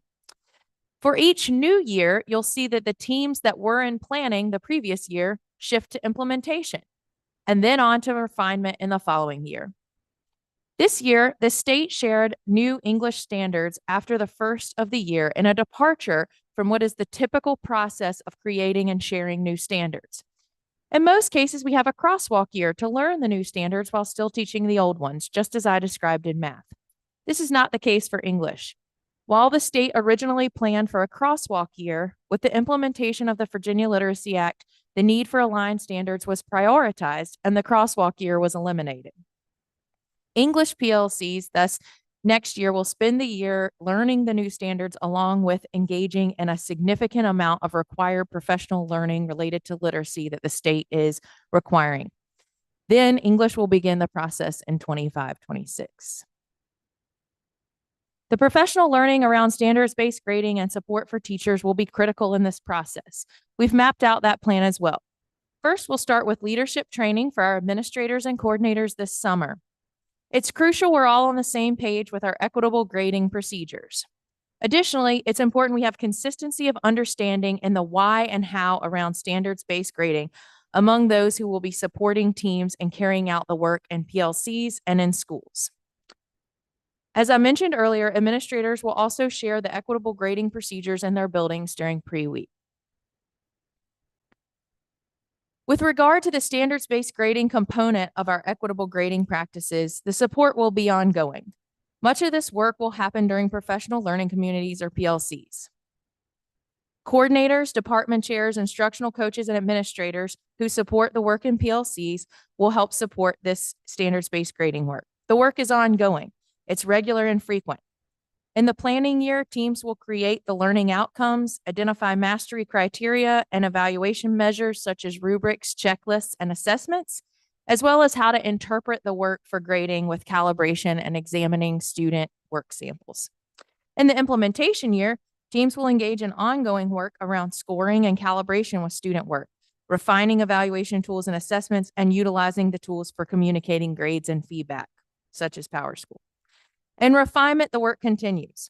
Differentiated support can be provided, and as new standards are adopted in future years, teams will work to convert standards to learning outcomes during those future crosswalk years. We will have a multifaceted approach communicating with all of our stakeholders about these updates, including the rollout of standards-based grading practices beginning this summer.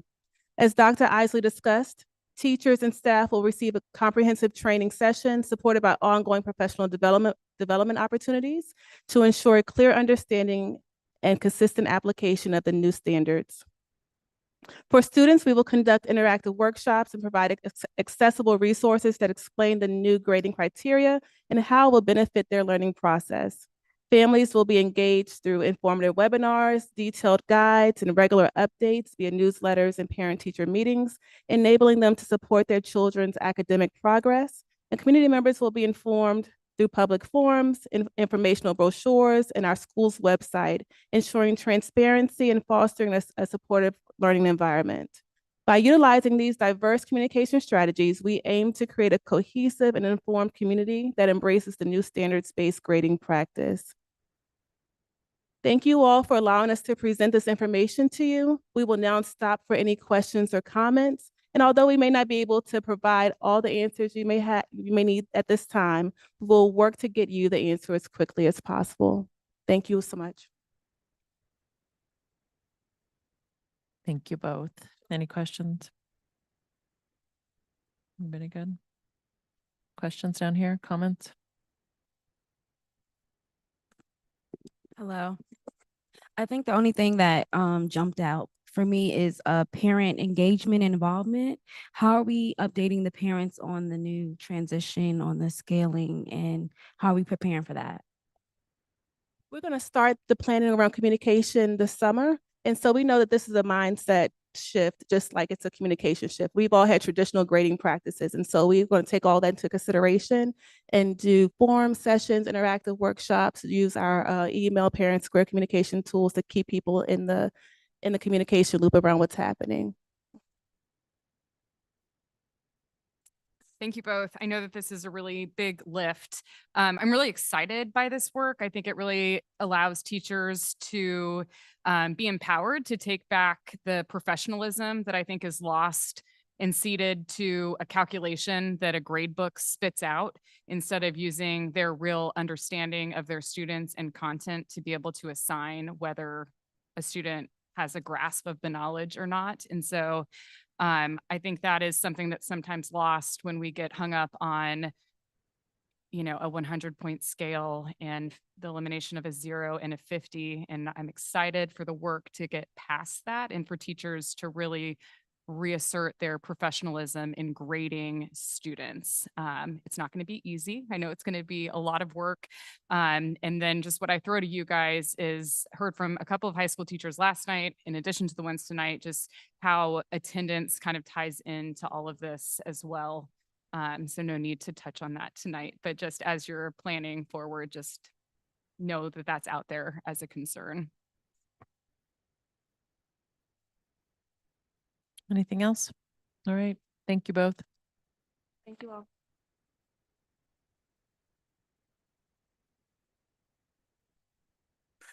I'm sorry.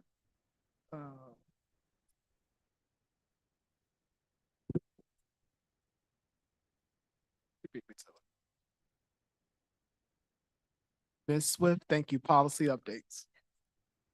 Good evening, Madam Chair, members of the board, and Dr. Gurley.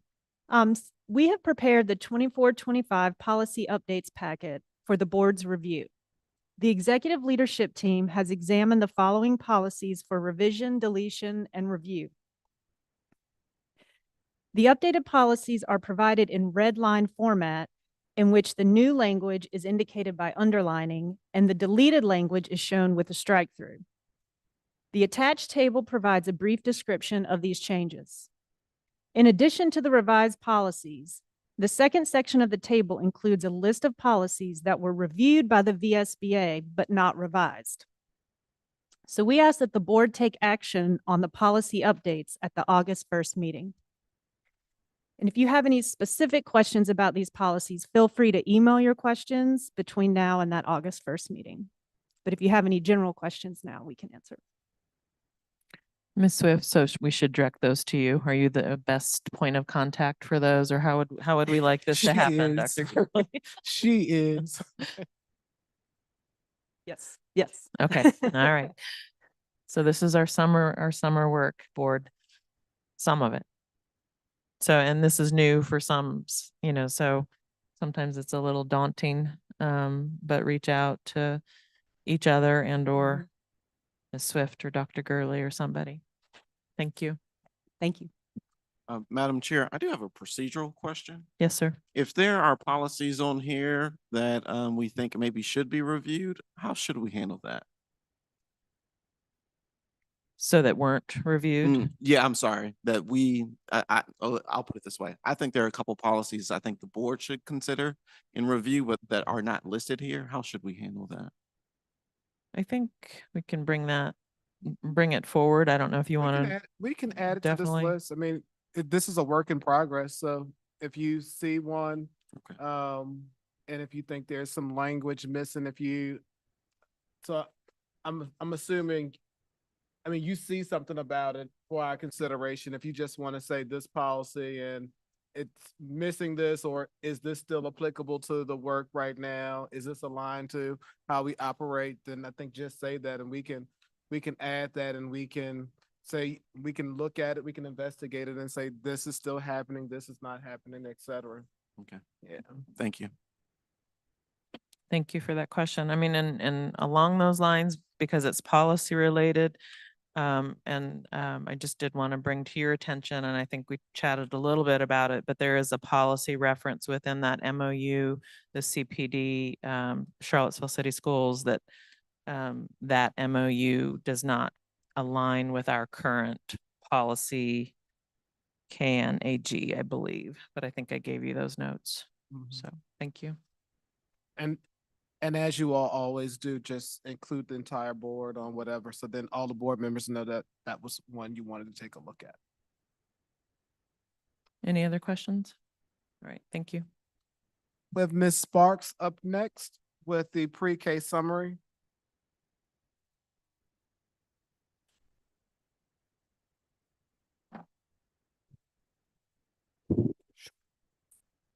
Good evening, Madam Chair, Dr. Gurley, school board members. My name is Sheila Sparks, and I'm the coordinator for preschool and family support. I wanted to come to you tonight to talk about our amazing preschool program. Next slide, please. The Charlottesville City Preschool Program is critically important to the strategic plan and our overall goals for our Charlottesville City Schools students. One of the primary goals is to increase academic achievement, particularly in literacy and math, with a primary focus on eliminating the achievement gap by reducing the opportunity gap for children to attend a high-quality early childhood educational program. Our Charlottesville City preschool teachers and staff provide a high-quality, developmentally appropriate early childhood program that supports diverse learners, be it students with disabilities, English learners, or children who have not had access to educational resources or experiences for a variety of reasons. Many times our children come to us with no experience with other adults outside of those in their home or their family, or those who speak their primary language. And our teachers and staff are able to bridge that communication gap to support the learning of English or to help them understand the learning needs that they have and to help them overcome those obstacles. So this evening, I'm going to be talking about the purpose of our preschool program, the state and local funding that we access for our preschool program, slots versus seats, so that you know numbers. I know people like numbers. So I'm going to talk about slots versus cots is kind of the slang way we say that. Coordinated enrollment, VQB5, highlight some of our partnerships that we currently have, and then some of our next steps. Next slide, please. The Virginia Preschool Initiative is funded through combining funds from the state and from local dollars. The state funds come from the General Assembly through the State Appropriations Act. With the state funding, there are specific requirements that must be met in order for a child to be placed in one of our preschool classrooms. The funding that is used to implement that preschool program has specific guidelines that we must follow, and we do that very well. This funding is mandated to be used for children of families that are truly residents of our locality. The family cannot provide high quality early childhood experience for their child for some reason. And this could be due to some of the four big ones is what we call them. Families that are below a certain federal poverty level, a parent that did not graduate high school, families that are experiencing homelessness, a child with a disability, and then there are other local criteria that every locality can determine based on specific needs. The purpose of this grant funding is to reduce the factors or barriers that generationally negatively impact a child's ability to achieve academically.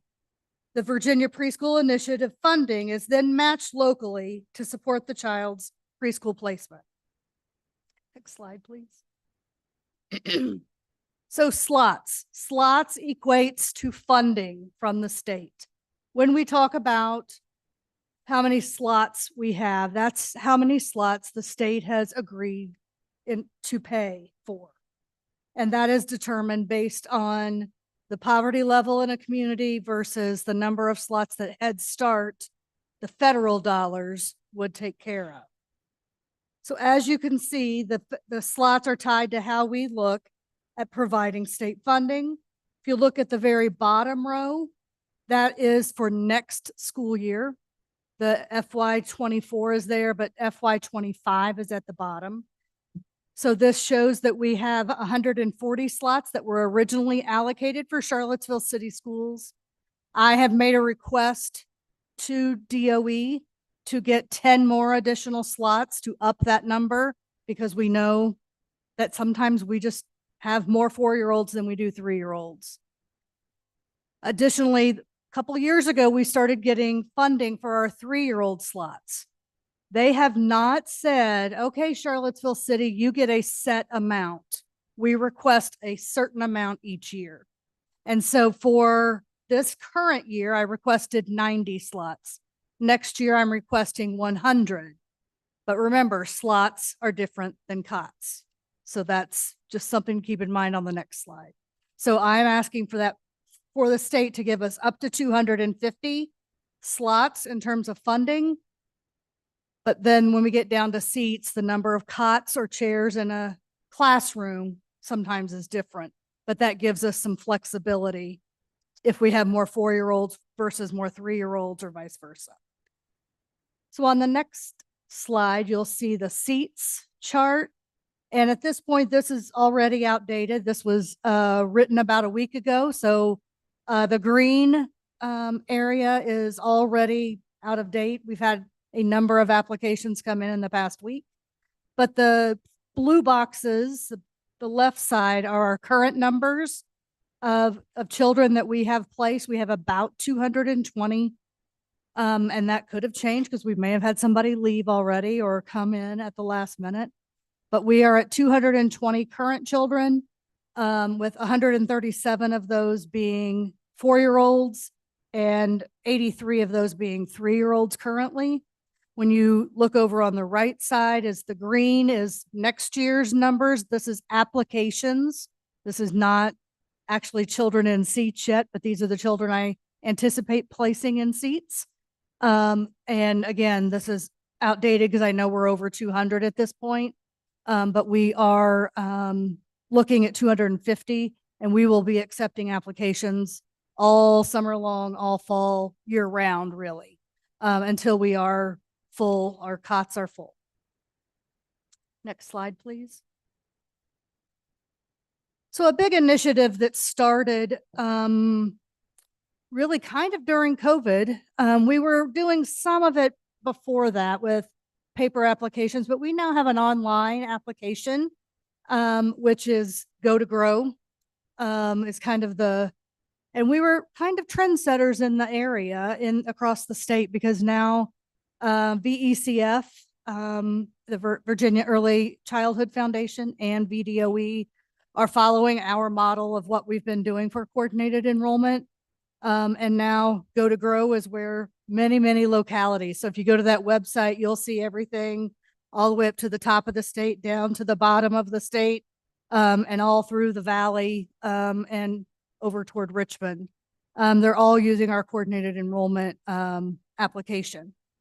And so what happens is a family will apply, and then we, on the backside, we see the choices that they make, that we see the requests that they're making to be placed in certain programs in certain schools, whether that's a private program or a publicly funded preschool program like Charlottesville City VPI. And so we work across these programs and to find the placement that's going to have space for that child and that it's going to work for that child. And so we work on the backside to make sure that every child, if they qualify for a free publicly funded preschool program, that they are able to access that. So we were working on all of our 3s and all of our 4-year-olds in our community for that. So our number 1, and I put that as number 7, but it's in bold. Family choice for placement is really our priority. We want it to work for families. And so if a family really is wanting to be at Barrett Early Learning Center, for instance, we work with them to be there. We don't stand in their way if that's what they want, and vice versa. If a family really wants them to be in our Charlottesville City preschool program, and they maybe made a mistake when they were clicking, we can fix that on the backside. So we really do listen to families and try to make it where it's meeting their needs, and they have that flexibility. Next slide, please.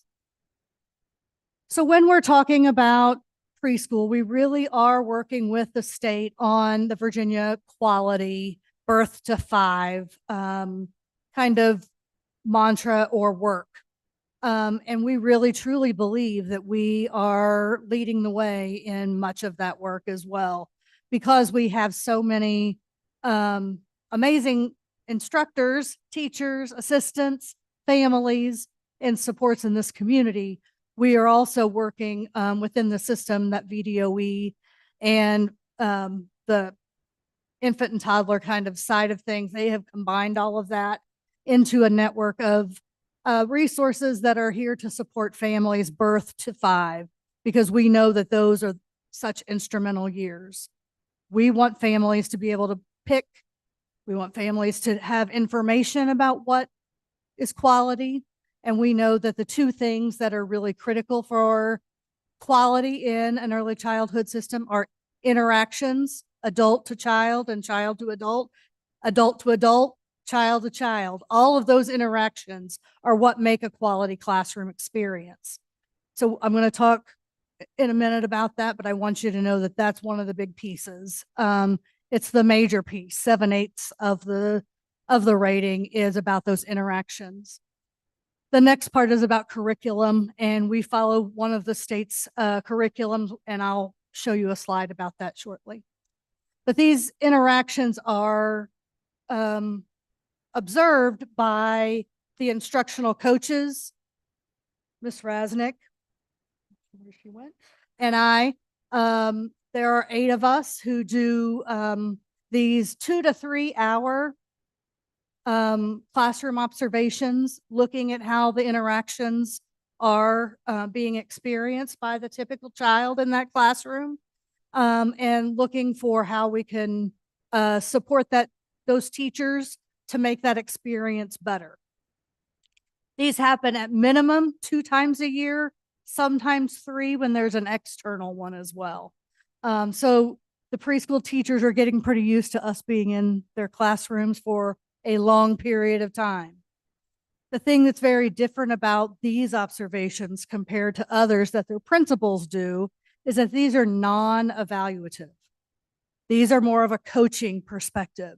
This is how we can help them get kind of that outside view of what's going on. We are not looking at hiring, firing, putting someone on a plan. We're just there to help and give them some advice.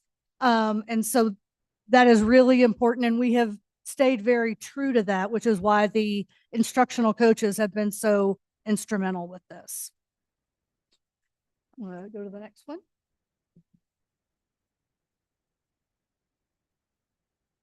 And this is just if you wanted to know, we call them class observations. It's different than our after school program from a few years ago, just to give a comparison. I've had some folks who've gotten that confused. This is through Teachstone and UVA with Bob Pianta's work and Bridget Hamry's work. And so this has been adopted by VDOE across the state of Virginia for monitoring and observing those interactions. So one part of the profile is going to look at interactions. The next part is going, if you can go to the next slide, please, then is going to look at the curriculum. And I have talked to you before, those of you who've been on the board, about the curriculum. We use the creative curriculum as the skeleton, as what I call it, kind of the framework of what we do. We have lots of resources, probably too many resources are available. If you want to be honest, if you'd ask my teachers, they'd say, we've got way too much stuff, Sheila. But I would rather them have too much stuff, too many materials, so that then they can make those professional decisions and judgments for what they need for their students at that time. And so they have a wealth of resources from the creative curriculum. It is not one of those curriculums that is a scripted kind of approach. It very much is student-led in terms of if a student is really into trees, hey, we're going to go out for a walk and we're going to do comparison about trees and talk about what's similar and different with this tree versus this tree and those kind of things. So it really is kind of a student interest led approach. We can go to the next slide. We also, because we feel it's really important for preschool to be as in sync, but still developmentally appropriate for 3 and 4-year-olds, we want to make sure that our preschool program has some continuity with our kindergarten program. So here are some of the resources that we use in preschool to supplement the creative curriculum. We use the Hegarty's phonemic awareness. We have the Handwriting Without Tears, which is very much, we're working with Play-Doh, we're working with wooden pieces, concentrating on big lines, little lines, big curves, little curves, Mat Man, all of those. So it's very hands-on, and it's not, we don't start with the pencil. That's, we're doing all of those other motors and the other part of that experiential learning with them. We also do developing math concepts as a math resource for them. And so we also do Second Step, which is a social emotional experience kind of curriculum where we're really working with them on being able to identify emotions, being able to handle conflict resolution at a developmentally appropriate level. Next slide.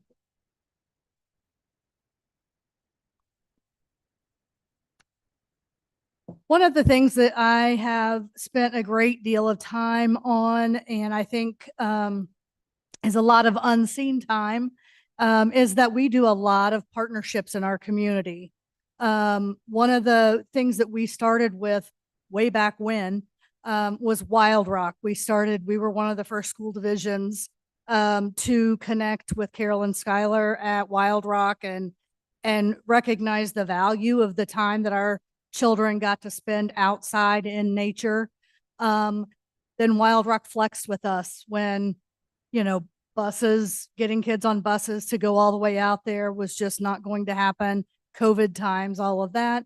We flexed, they got us in, they started coming to each of the elementary schools for each class, for each preschool class to be able to have nature visits. So we have nature friends now that they will come to us as well. We have coordinated enrollment, which I touched on briefly. I listed the partners kind of down below. United Way, Albemarle County Department of Social Services, Albemarle County Public Schools, Charlottesville Department of Social Services, obviously Charlottesville City, Head Start, Ready Kids, CHIP, used to be CHIP, it's Children's Health Partnership now. So we partner with all of those different agencies for coordinated enrollment, mixed delivery. We have partnerships with Barrett and YMCA primarily for our Charlottesville City residents, but there are others as well. And we just have other early education coalition partners. But one of my favorite new partnerships that just started this year, we've had them on an isolated approach with a couple of classrooms, but this past year was the first year that the Charlottesville Quilters Guild, they started making a homemade, handmade quilted blanket for every 4-year-old and gave them a book that would kind of go with the theme of the book.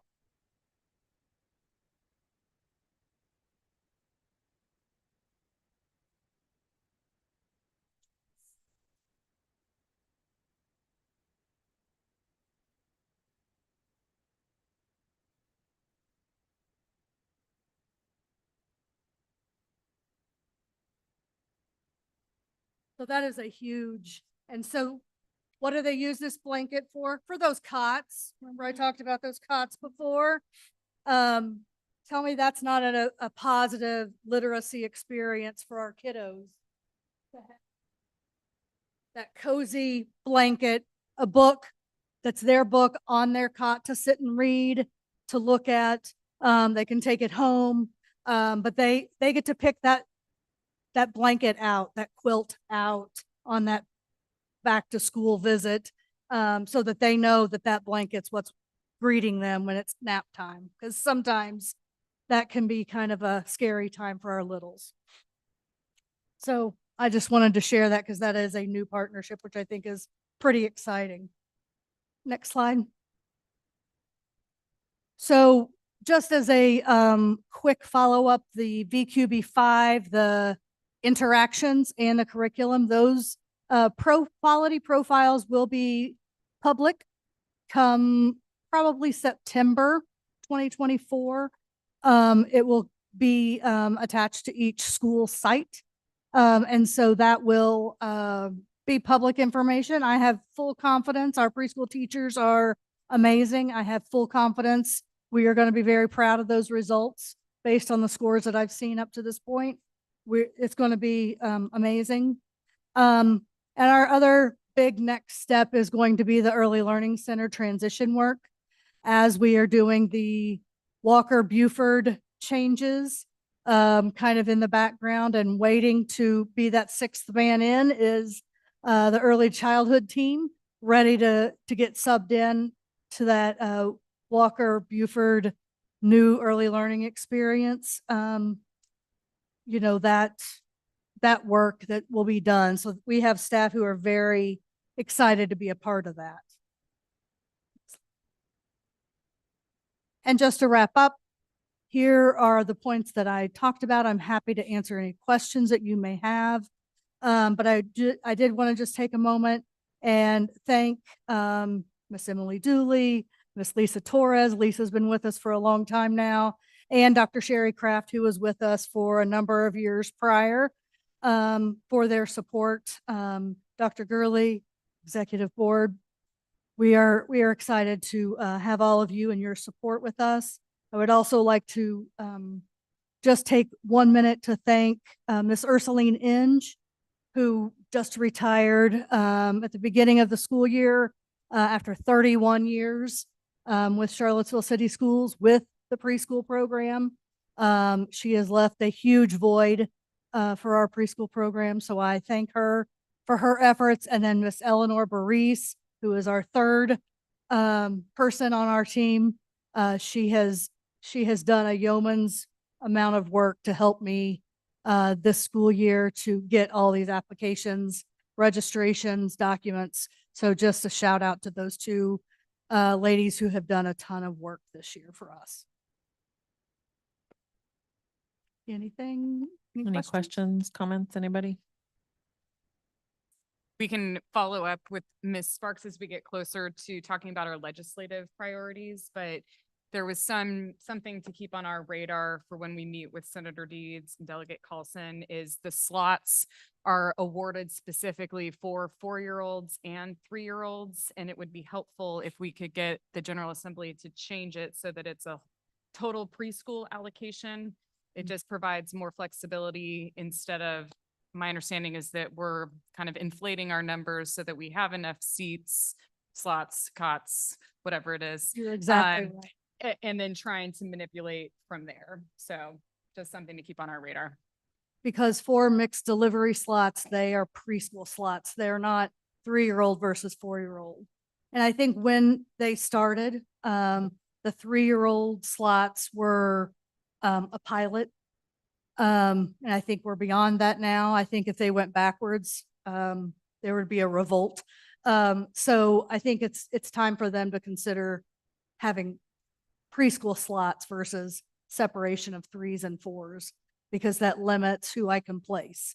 So I do tend to inflate so that I can get that last kiddo in to make sure that we get the funding to support that. Any other comments, questions? Go ahead, Mr. Meyer. Yeah, I'm sorry, and I'm ignorant of this, but how the MACA preschool closing, I see we're bumping up our numbers a little bit, but I assume there's a lot more students than 10. That's a great question. So as you may or may not be familiar, MACA has relinquished the grant for the Head Start program.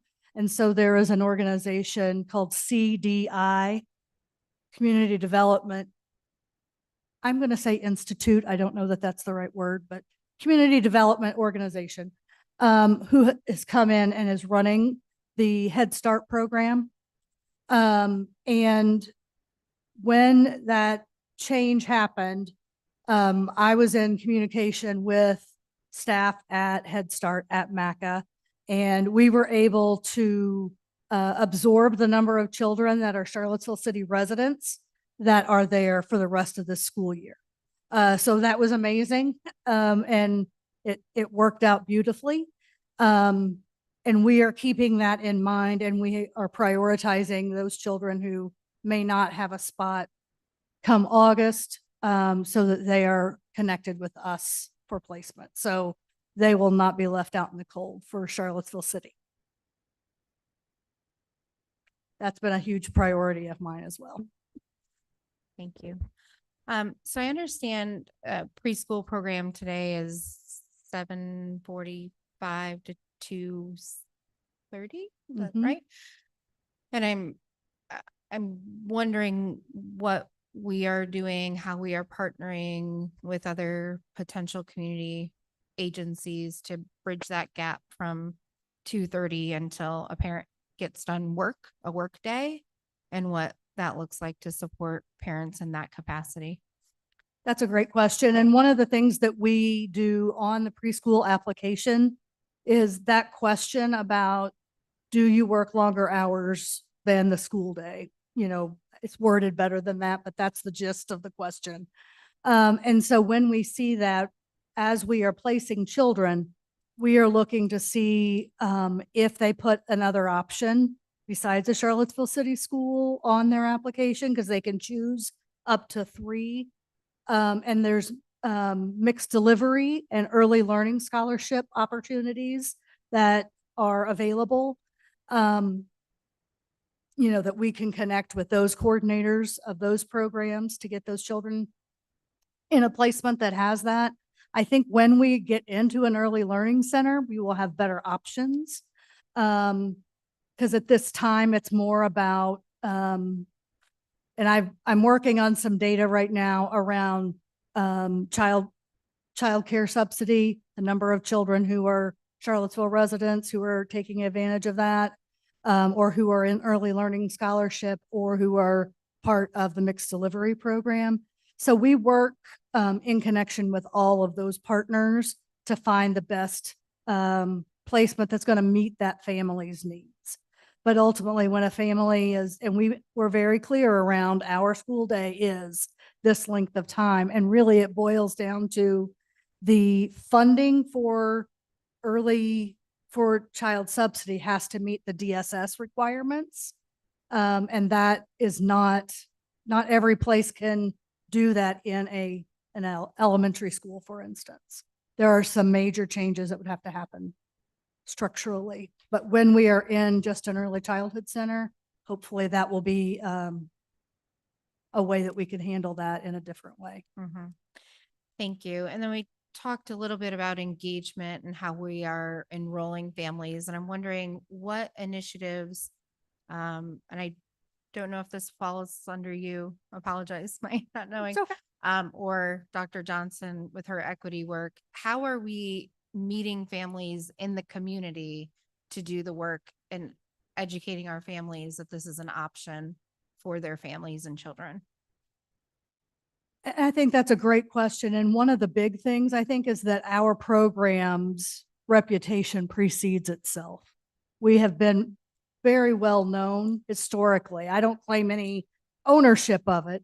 It was well before my time, but many families know that our program is connected to the elementary school where their older children go. And we have many families who are not, who are brand new and who are learning. So one of the things that we are doing is that we are working with City of Promise.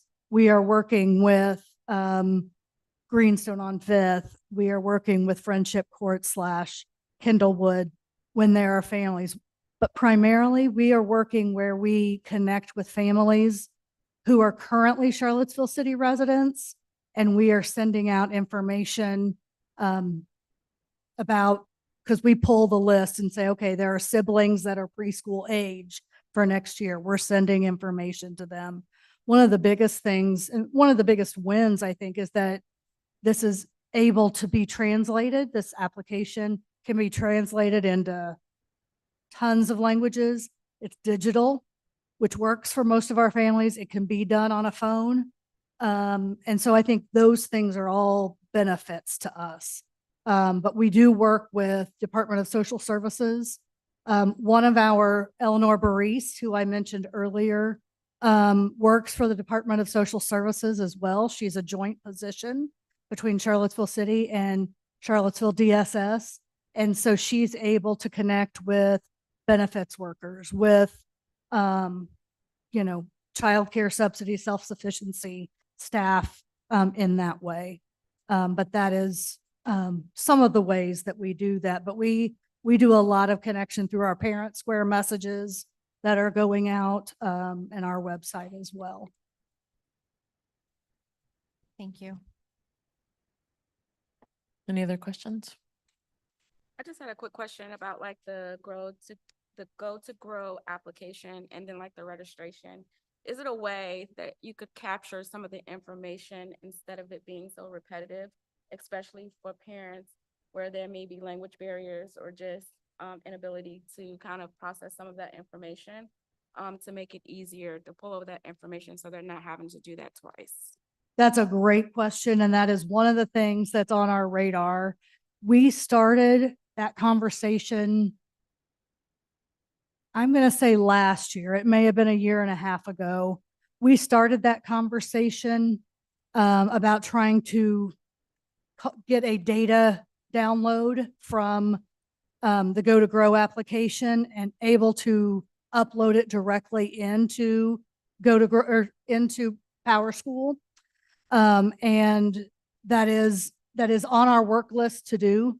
We just did not feel like we had the right support from the Go to Grow side, not the Go to Grow United Way local people, but there were some development issues on the technology side that we had to get work through, and I think we're getting there now. We were just too early in the adoption of that plan. So that is something that Patrick Montezuma and Ann Skipper and I have been meeting, having Zooms about over time, but we're just not quite there yet. Thank you. I Yeah. mean, it's been a fun journey. I know for me, tagging along and just seeing the growth of and how the program has evolved. I remember I had the opportunity a few years ago to volunteer for an in-person when we were doing the paper applications.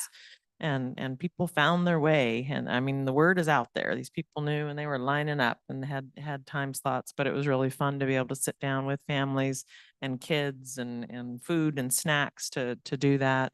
And then to be part of this, I mean, and it was a little bumpy there through COVID, but you know, we kind of did the Zoom meetings and then with the Go to Grow kind of transitioning into that.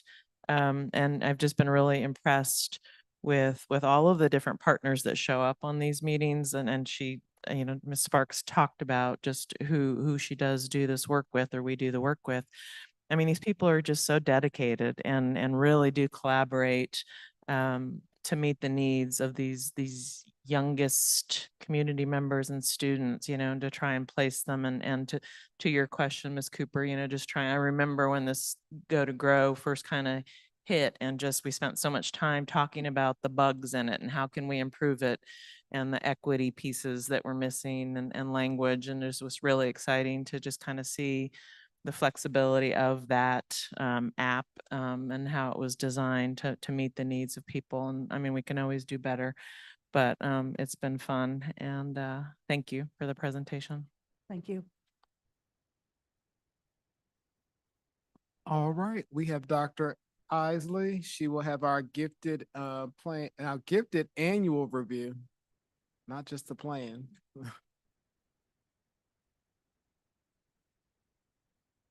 Good evening again, Madam Chair, school board members, and Dr. Gurley. I'm here tonight with Ashley Riley, our lead gifted resource teacher, and we're here to present the gifted program annual review for this year, 23-24, which we shared with the Gifted Advisory Committee earlier this month. Our sum and substance includes the alignment of our work to the strategic plan, and then we'll follow with a share out of the goal areas listed here. Our talent development gifted model aligns with priority 1, increase academic achievement, and our goal of all CCS students having access to rigorous, inclusive, and relevant learning experiences. Not only do we want to increase students' access to rigor through critical and creative thinking, but also provide professional learning and support for teachers in that area as well. You'll also see a focus on differentiation in literacy and math and strategies 7 and 8, as well as well-prepared diverse student enrollment in advanced placement and dual enrollment courses.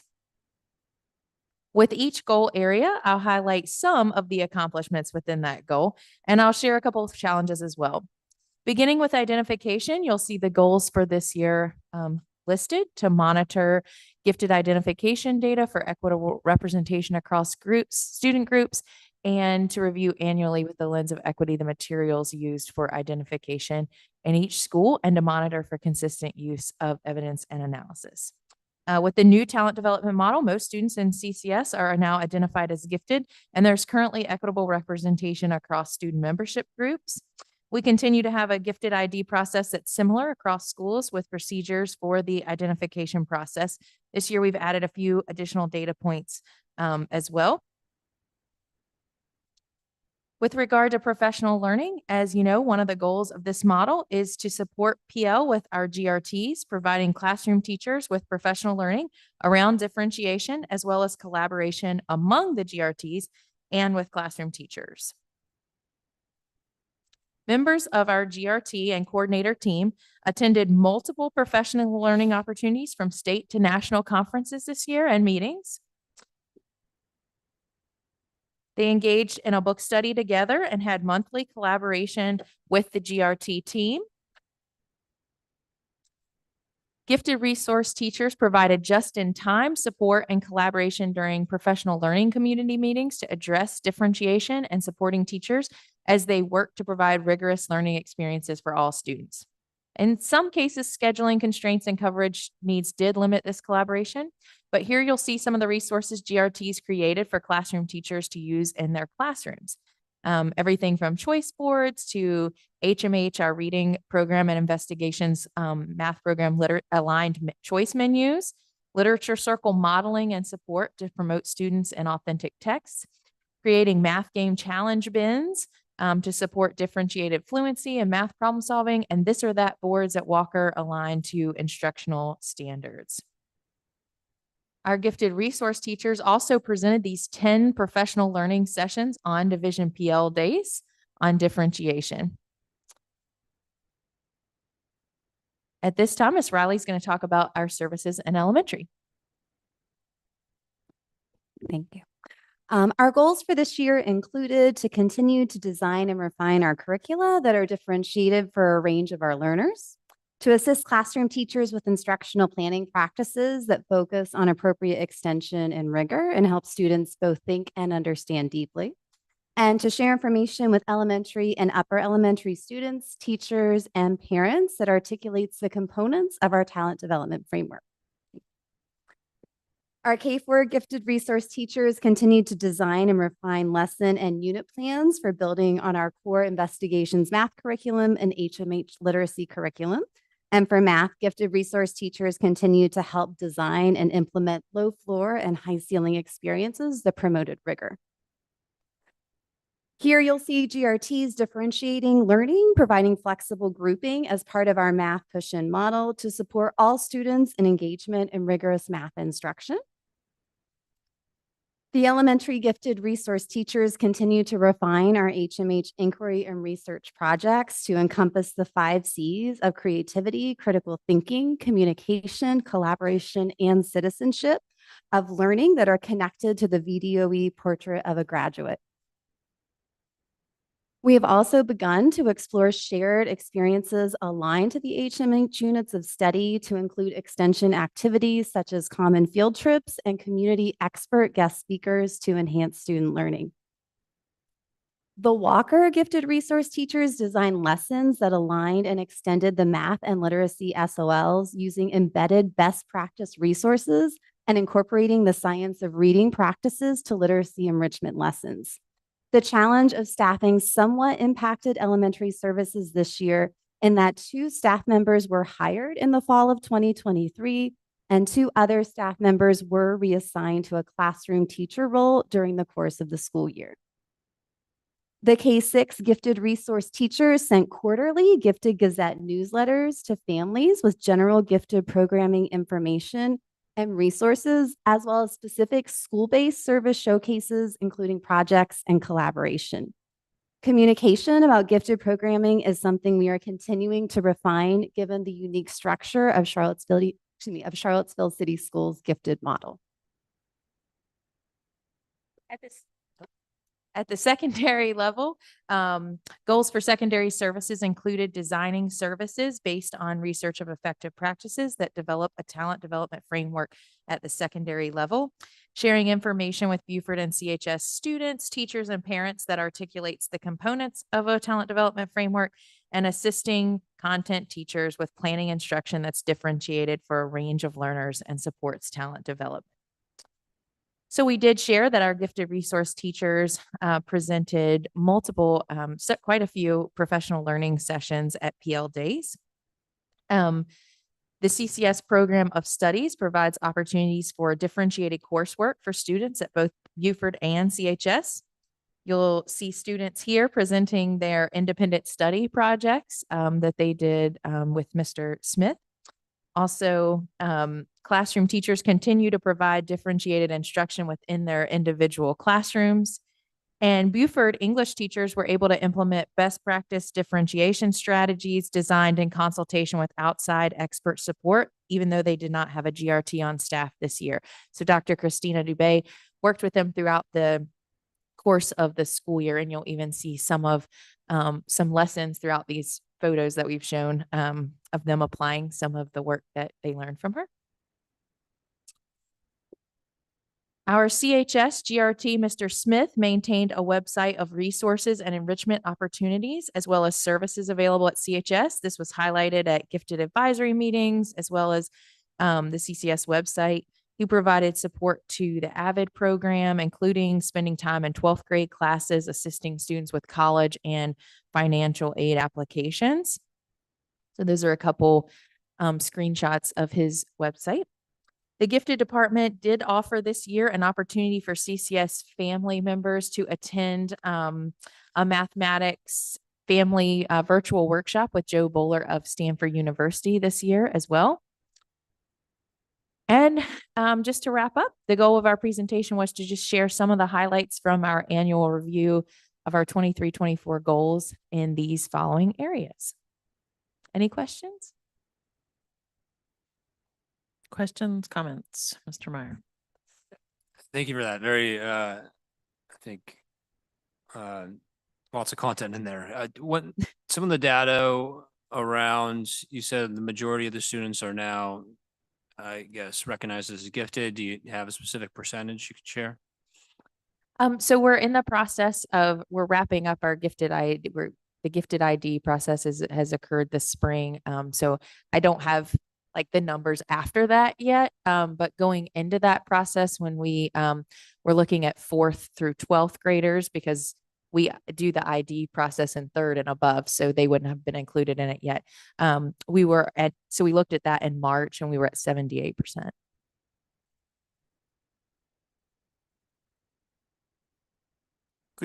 Excuse me, could you provide a little more context for the gifted advisory meetings? Sure. The Gifted Advisory Committee meets. I'm sorry. Maybe I misunderstood. So is that what you were referring to not too long ago was the committee meetings? Is that right? Or is that for students? I think there's two things maybe. So the Gifted Advisory Committee is a group comprised of some of our staff, community members. Ms. Torres is on it. But then also the gifted resource teachers meet monthly as well. Is that what you were talking about? Yes. Okay. Could you give a little bit more context to that? Yeah, absolutely. So every month our gifted resource teachers come together. So there's sort of twofold here. The first piece is that our elementary K4 GRTs come together for an afternoon of collaboration once a month. And that's really allowed us to do a lot of the work to try to reach more consistency across schools and to do work around aligning our lessons with standards, with the core resources and the projects there. They've really worked to already dive into the new math standards for next year and map out the lessons with regard to those new standards. So a lot of like the common projects you saw that they all engaged in experiences, that work is planned at that time. So they're also really able to debrief how lessons and things are going. So it's kind of like their own PLC. And since we have, 2 at every site across the elementary, that's super helpful. And then after that, our full, it's the program meeting time. So during this year, our program meeting time, because we were drafting the new local plan, that was the majority of our time spent was working on that work. And that's when we engaged in our book study and different GRTs presented chapters, and we sort of even practiced some of the strategies in there. And then that's where we engage in some collaborative professional learning planning also. Thank you so much. Questions down here to my right? All right. Thank you, ladies. Thank you. Appreciate you. All right, we will now have Ms. Corbin. I'll save Ms. Powell some steps.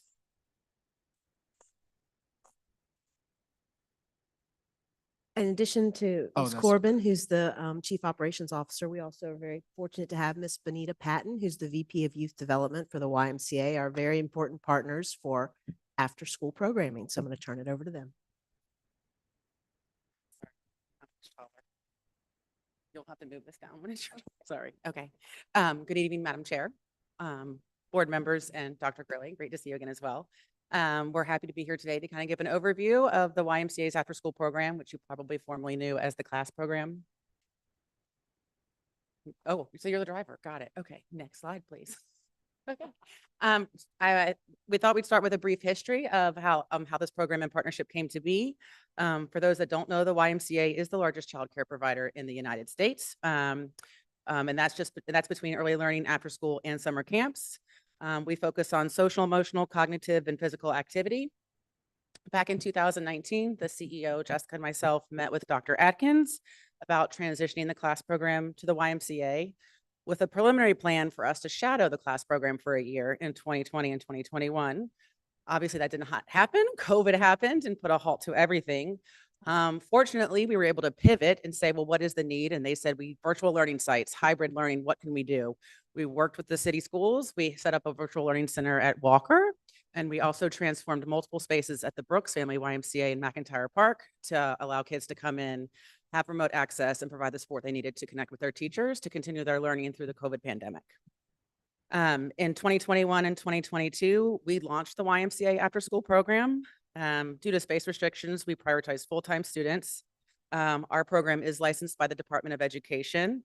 We are a subsidy provider through the Department of Social Services, and we adopted a very similar income-based pricing structure that class had and provide additional scholarships as needed upon request. For this current year, I was told to give a brief overview of what our enrollment looks like. We've served about 300 students this year. We have 23 staff, and there's a blend of full-time and part-time staff in that.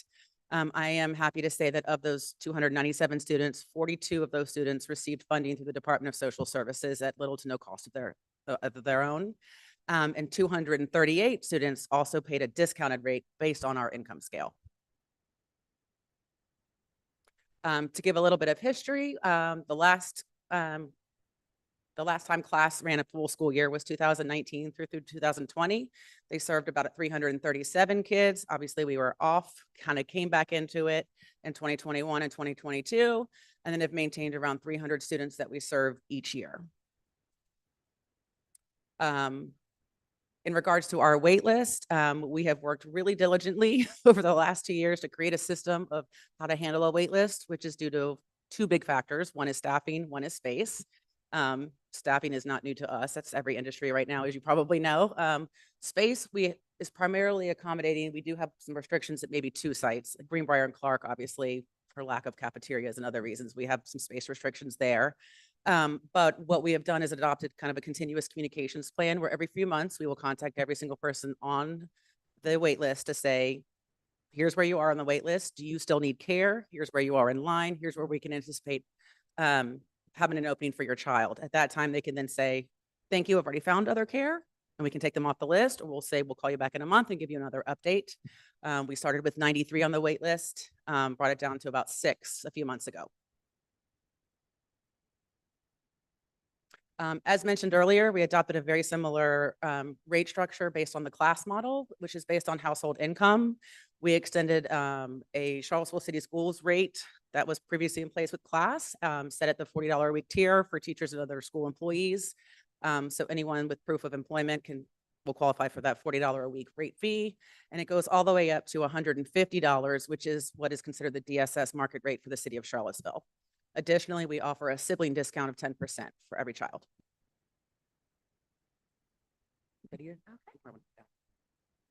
Yes, I'm gonna bring it down a little bit.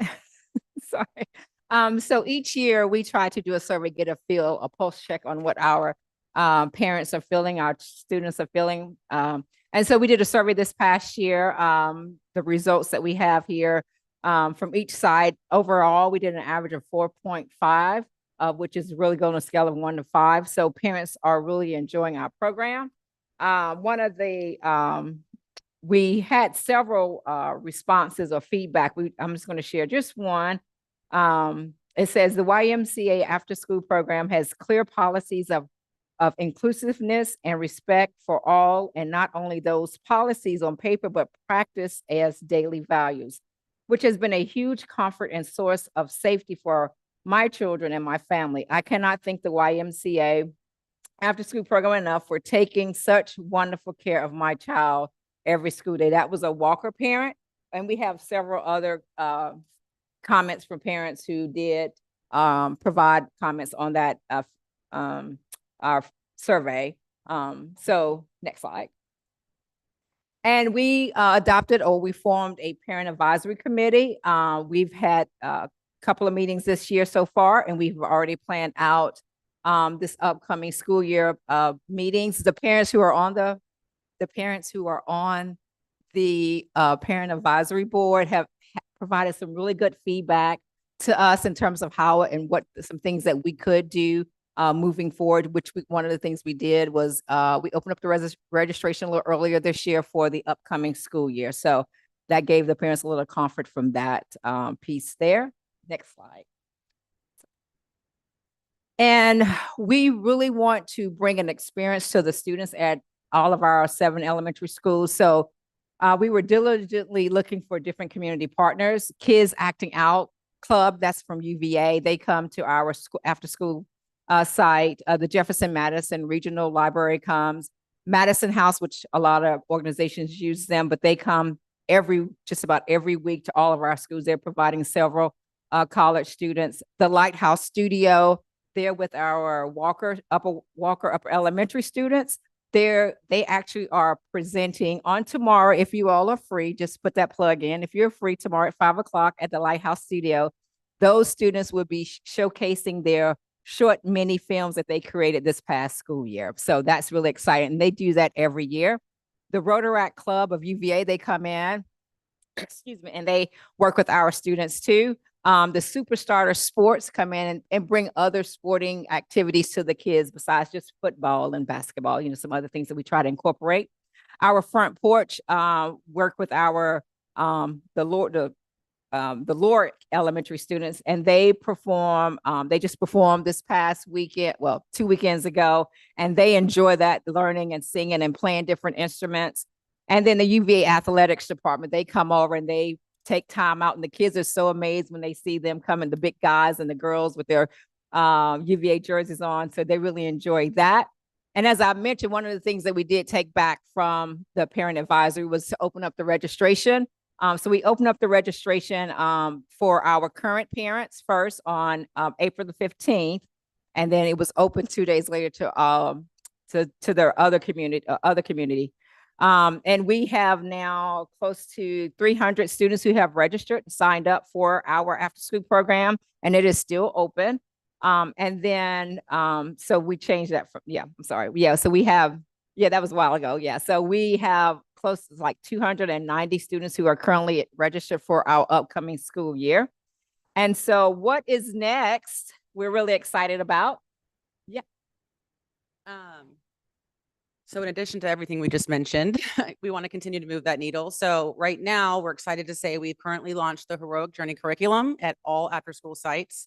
If you're not aware of what that is, it's a social emotional learning and a bullying prevention program that has a 32-part mental health curriculum. What we've heard from parents and the Parent Advisory Council is mental health is what also needs to be incorporated. It's not heard enough. It's not incorporated enough.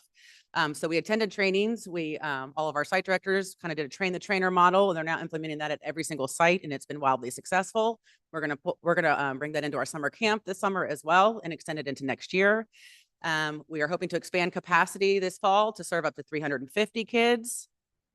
We've currently been approached to reevaluate the need for out of school full day programming in 24 and 25. We did launch that 2 years ago. We got about 5 or 6 kids at each site that wanted it, but for staffing reasons to do a full day program at each site with 5 children was a little bit demanding. So we're coming up with creative ways to maybe partner schools together and surveying parents to see if that's a genuine need for this upcoming school year. And then kind of on the heels of Ms. Sparks earlier, research the viability to potentially close that gap and provide pre-K after school programming at Walker in fall of 2026. To her point, preschool and licensing is very different from school age and licensing. The ratios are very different. The requirements are very different. We do operate the largest subsidy preschool program, so we're very familiar with it. And we want to support working parents. So we're excited to potentially seek that opportunity. Any questions? Thank you. And go ahead, Mr. Meyer. Yes, Ms. Corr, Ms. Patton, thank you very much. And I am a user of my kids are user of your services and we really appreciate them. I think here is a very enriching curriculum, which we appreciate also very much. Yeah, I'm really excited about what you have here is what's next. I think you're a very important partner to us and the potential for not only the after school program for the pre-K is great. Our family had participated and used the classes, teacher workday kind of thing. And so I do hope you figure out some kind of way to make that work. I know my family, at least, I know a lot of other families in our neighborhood who are currently in the aftercare program would like to see that service offered on those days. I'm happy here to see that you can hopefully do 350 plus kids. What's changing to be able to, because you look like you've been at like 300, even though at the start of a school year and you had 93 on the wait list this start of the school year, what's going to change to allow you to do that 350? So similar to registration, we've moved up our hiring model to January and February and started contacting college kids and people more often. I will say a big challenge, one being a licensed program, is the requirements alone just to get through the door. After you get your fingerprints and your TB test and everything else, and then do a training and then get to see with kids. We've worked really hard to kind of make that model more efficient and reduce some of the barriers for the staff that are applying, especially for like local kids who we know are coming home for the summer or coming home just for winter break and want to help out, ways that we can get with them to look locally and get that done ahead of time. So we hired a part-time senior director of employee engagement who focuses solely on recruitment and onboarding. So by the time they're delivered to the site, they're encompassed in all things licensing requirements, trainings. We offer free CPR first aid to every single teacher as well. And they're ready to hit the ground running. Great. Thank you very much. Ms. Burns?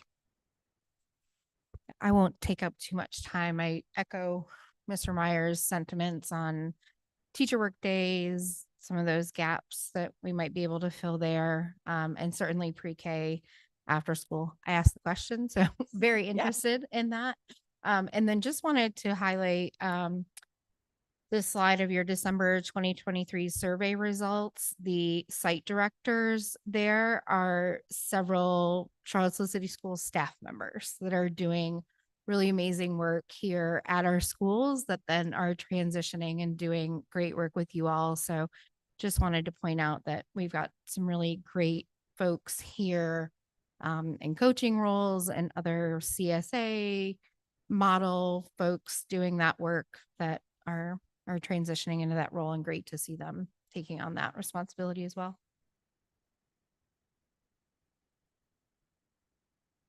Ms. Cooper? Ms. Dooley? Mostly I'm just echoing Mr. Meyer in that I also have a child in the after-school program. Mr. Payne and Mr. Nico are local celebrities in my household. So thank you. And I don't know if there's ways that Ms. Lewis and our HR team, like if we can partner to help with efficiencies with the TB testing and fingerprinting and things of that nature, but happy to have you. The front porch at the River Festival was one of the cutest things I've ever seen in my life. Somehow we went from Bob Marley to I forget, it's fireworks. What's her name? I mean, it was quite a mashup. Blink 182 also. Yes, there was Blink 182. Yes. So thank you. Just thank you for all the work that you're doing and the support for the kids. But I was curious just about the wait list. I mean, you talked a little bit about checking back with people and appreciate that. Excuse me. I was curious as to how many people actually do take you up on placement versus they've found some other option for the kids. Do you have any sense of? I don't know if I have the exact numbers off the top of my head. Do you know the exact numbers?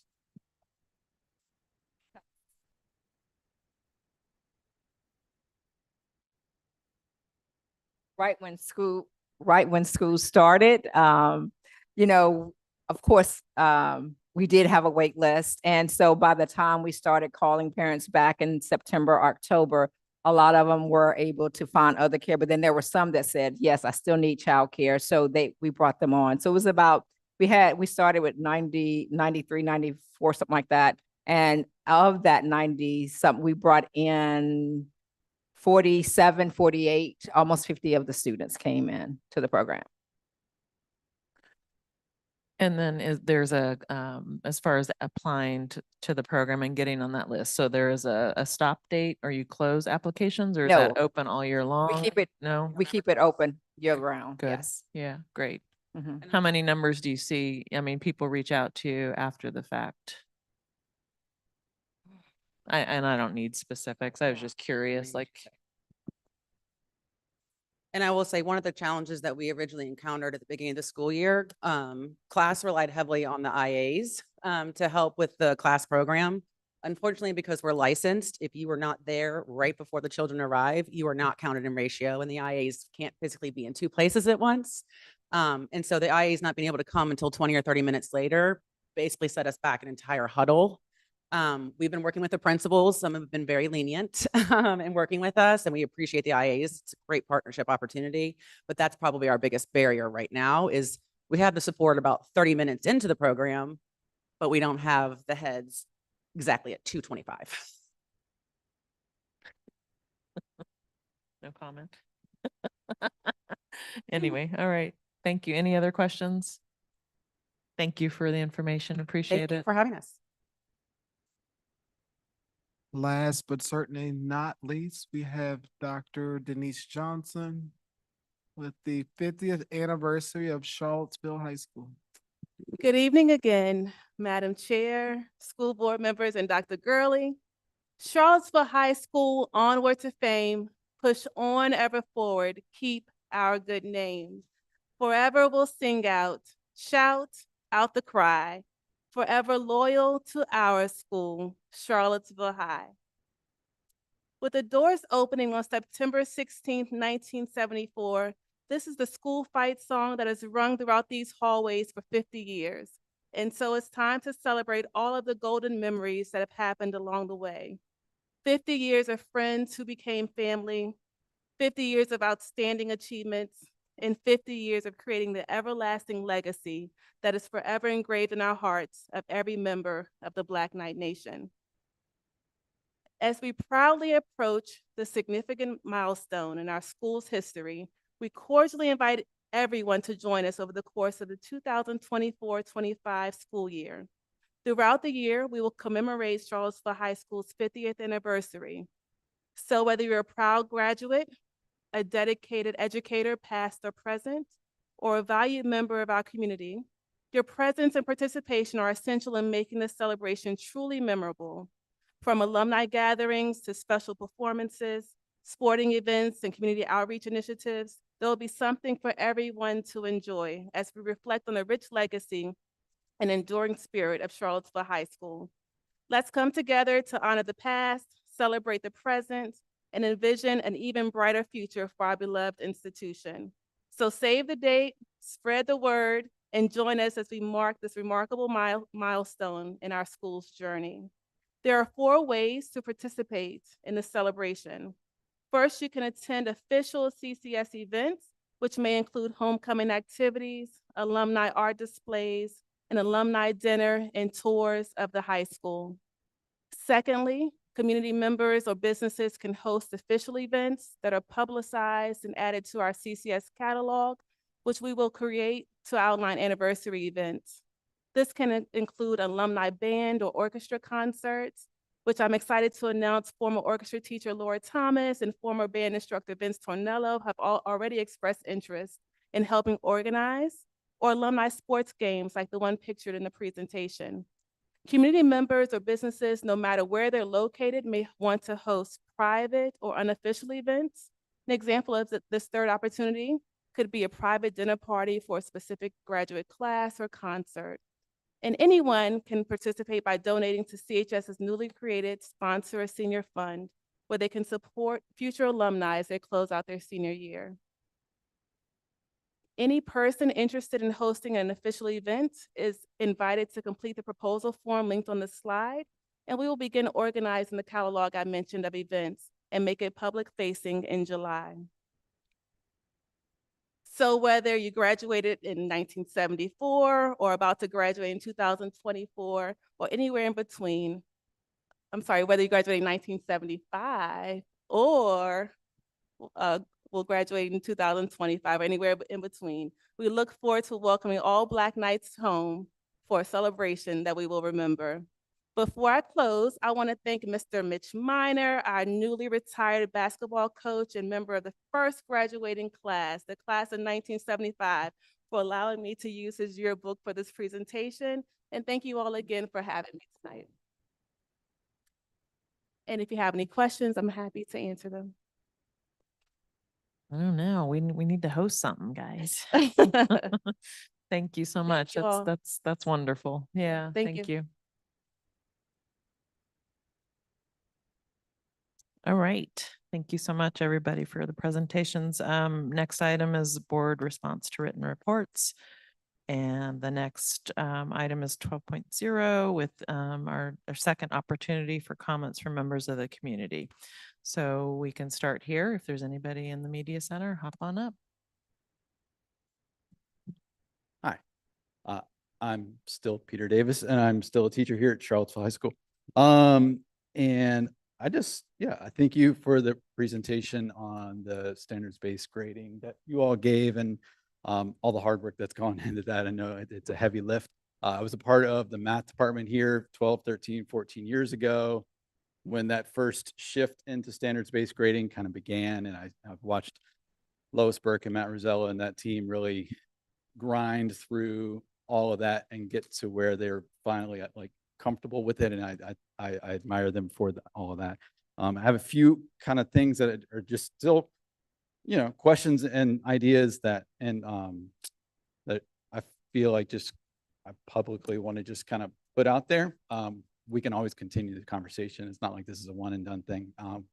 But as a parent and as a teacher, one thing that kind of raised not a red flag, but just something that I want to make sure that I know a lot of my colleagues would probably echo is that it is a big, heavy lift to move to this standards-based grading. I'm not afraid of hard work, but I just want to make sure that when it's mentioned that work will be done in the PLCs, that doesn't become kind of code for the work has to be done in these quick little meetings we have during lunch once a week, or, in the off hours. Make sure that's like really supported throughout the year, that we get time during our contract hours to get that work done, so that teachers don't have to carry that into their off time. And then, I don't know how many PLCs we have in the building, but just, I think there's probably at least 20 PLCs maybe. How are all those PLCs going to be supported continually to make all that happen? And then I want to shift real quick to my parent hat. I'll have a senior here, and my son will be a freshman here next year. And if I'm reading the slides right, it looks like my son's class will not have the standards-based grade piloted in English until his senior year, and then history and science until his junior year. If I'm reading that correctly, it was kind of quick, but I think I got that right. Which just kind of makes me think back to my previous questions about our current models. Are the current models staying in place with all of our classes until they've made that shift to standards-based grading? Or are you looking at maybe shifting that? Because I know as a parent, I know my son really well, and I don't really feel like if he's going to kill me for sharing this. If he sees this, he probably won't. But if he knows that he can put something off, he's going to do it. If he knows that there's not going to be consequences for late work, he's going to put things off. And I think that's some of the struggles that we're seeing as teachers. And I want to make sure that we're addressing those things going forward too. But again, happy to keep those conversations going, but just needed to know that I could put that out there publicly so that it's out there and we can think about it. I appreciate it. Thank you. Ms. Horn? Thank you, and apologies. I know we're all tired, but I did stick around. I'm also going to talk about grading. I want to talk about language in the policy that we just looked at, which I know pretty well because I was part of the strategic planning committee and I've read it a few times. One that I think needs a tweak and a couple that concern me. One is access to a rigorous curriculum. I would love for that to say imperative to engage in a rigorous curriculum, because many of our students look at that. It seems like there's this idea of we're going to put it out there and you get to pick and choose what you do. And I don't think that's great. The second is that it should be motivational. I will tell you, I talk to my students all the time, 100%. And I teach a very diverse group, think that the 50 is a bad idea. They use words like it is demotivational. They say that it gives you a reason to skip class and not do assignments.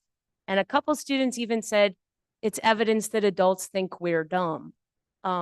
So that is student perspective. None of that is mine. So I don't know that it's motivational. Seems like maybe it's the opposite. And the most concerning, and why I stuck around to say it, is that the word equitable is used. And I assume that you are thinking that equitable, we all do, that equitable assessment leads to equitable outcomes, one would hope. And if we all agree that, as all the greats said, knowledge is power, that those equitable outcomes are power, yes? And so we have this assessment, equitable assessment system that is leading to power. A member of our community came up to me and said one of our recent graduates could not fill out a job application. I have had students who I love very much still email me because they are struggling in college. They cannot contend with the reading. The writing is too much. They send me things to edit for them. These are college students who I love very much, but I feel we failed them. If you want to talk about grades, the number of college freshmen who are and I know it's not just CCS, I know that, I know it's the country, but are leaving after the first year of college, I think that is a demand for more rigor. Rigor with supports. Of course, rigor with supports. But to say like, no attendance policy and you all get a 50 for doing absolutely nothing and you can retake it until the end of the year is asking for failure writ large and is not giving our students what they deserve and what they need. Thank you so much for your time. Thank you. Thank you. Anybody else here? Comment? Anybody online? We've got a couple people who have hung in there, and either of you want to raise that hand and say hello? All right, thank you. Closing that, and now we will offer comments from the board. And I will start down to my right, Ms. Richardson.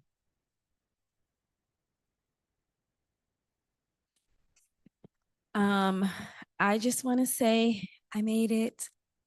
I hope everybody have a great summer. I am so excited to be working with the board as we navigate this new union and figuring out how to communicate and move forward.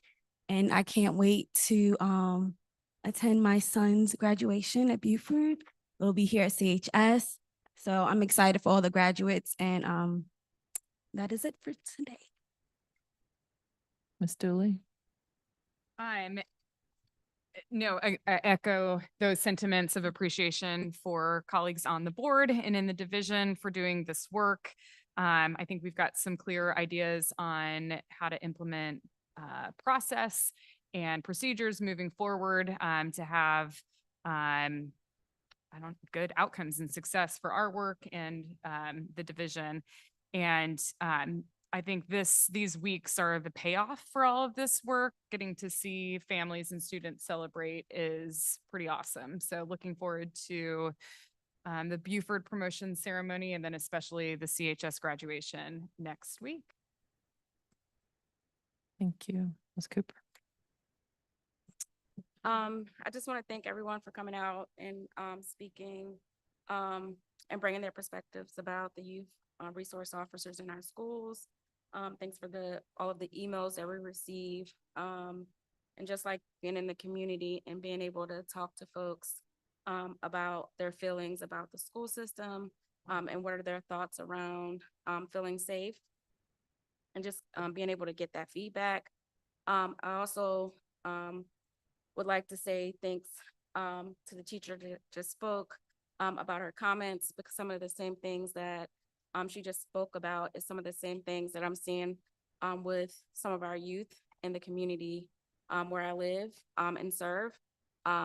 having a hard time filling out job applications, having a hard time being able to read and comprehend. And so as we're thinking about the grading policy and being equitable, making sure that we are setting our kids up for success, because I have seen too, some of our kids go to PVCC and they drop out because they're held to a different standard that they can't keep up with. And so I just hope that we're keeping all of that in mind as we moving forward and making decisions. Thank you. No comments down there? Oh, Mr. Meyer, come on. I do want to hear from another call. You sure you don't have anything? 'Cause I do. Okay. One thing, Ms. Horn, I really do appreciate that. Your focus on cell phone policy is very concerning to me also, and I do hope we hear a articulated plan for implementation sometime in the near future, that I don't think we necessarily need to make decisions on how that is implemented, but that we do hear how it is going to be implemented. Because I think everybody understands the moment it is not working. So, second, and I think with the new principal, and we have an opportunity to reset that again, you might say. I agree that we also need to be setting high expectations. And again, my understanding of the equitable grading policy, and again, that was related to my question, is that, and I agree with that again, in that we shouldn't be just docking points for things and they should know what they're at, but there needs to be those other kind of well-rounded, I think what both of your teachers saying, consequences for not, doing certain things. And those don't necessarily have to show up in grades, but there should be other consequences. And I think teachers should be able to have that flexibility to decide those too. So I hope, at least my understanding of how this policy works is that you do feel like you have that ability and can implement some of those things. Finally, I think there was an op-ed that ended up in the Daily Progress and in the Virginia Mercury. I was very disappointed about it. It had some misinformation about our college counseling ratio and how we're not providing it. Also, just the whole frame of it was really discouraging to me. And I do wonder sometimes, just thinking out, sometimes I think we get a lot from UVA, a lot of teachers, a lot of good things, a lot of good partnerships like our STEM, but there's other times that I do think we need to think about how UVA interacts with us, what they try to get from us, and then some of the unintended consequences from those actions. So I just wanted to put it out there because it's something that I've been thinking about over the last week. Thank you very much. Last chance. All right. Again, just gratitude for everybody for the time, gratitude to my fellow board members for the work that we've done and we continue to do, and we will, I think, as evidenced by the hours and time talking in just the last week or so, we're becoming a stronger board and can always strive to do better. And I see that happening. So good work. Thank you, Dr. Gurley. I too am excited. I know many of you probably have attended graduations. Buford is wonderful.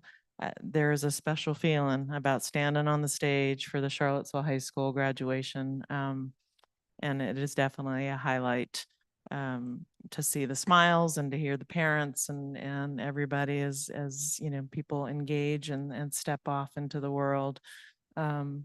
So I am appreciative. We've got some work to do this summer, and I think that's all I'm going to say right now, and I'll hand it off to Dr. Gurley.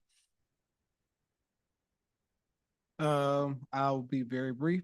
I just want to just thank the school board for allowing me to serve. This is the end of the third school year for me. Not quite 3 full school years, but this is the end of the third school year. So I'm just appreciative to continue to serve. And I just want to continue to be reflective. I heard I saw a lot of white faces amplifying Black voices today. And I had an opportunity to walk in a Black space yesterday, and I don't see those Black faces. And when we talk about equity, we talk about equity a lot in Charlottesville.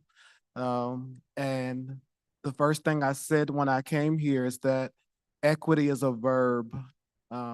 It's a verb. And so as we talk about grading practices and who gets to do what, equity is not who benefits. It's not when it's beneficial for me. And so my pledge is to continue to do the work. That's what we talked about tonight. What this work will look like over the course of the school year. We have a strategic plan. And I think that we need to be in the spaces where people are asking us to be. And I'm looking forward to a restful summer that will consist of a lot of groundwork. But when we come back in the fall, we will be rejuvenated. Again, thank you for allowing me to serve. Have a great summer. I don't know if we have anything for a wrap up. Okay. Our next meeting will be August 1st, 2024. So we will see you then. And again, gratitude. Everybody stay safe. And I call the meeting adjourned.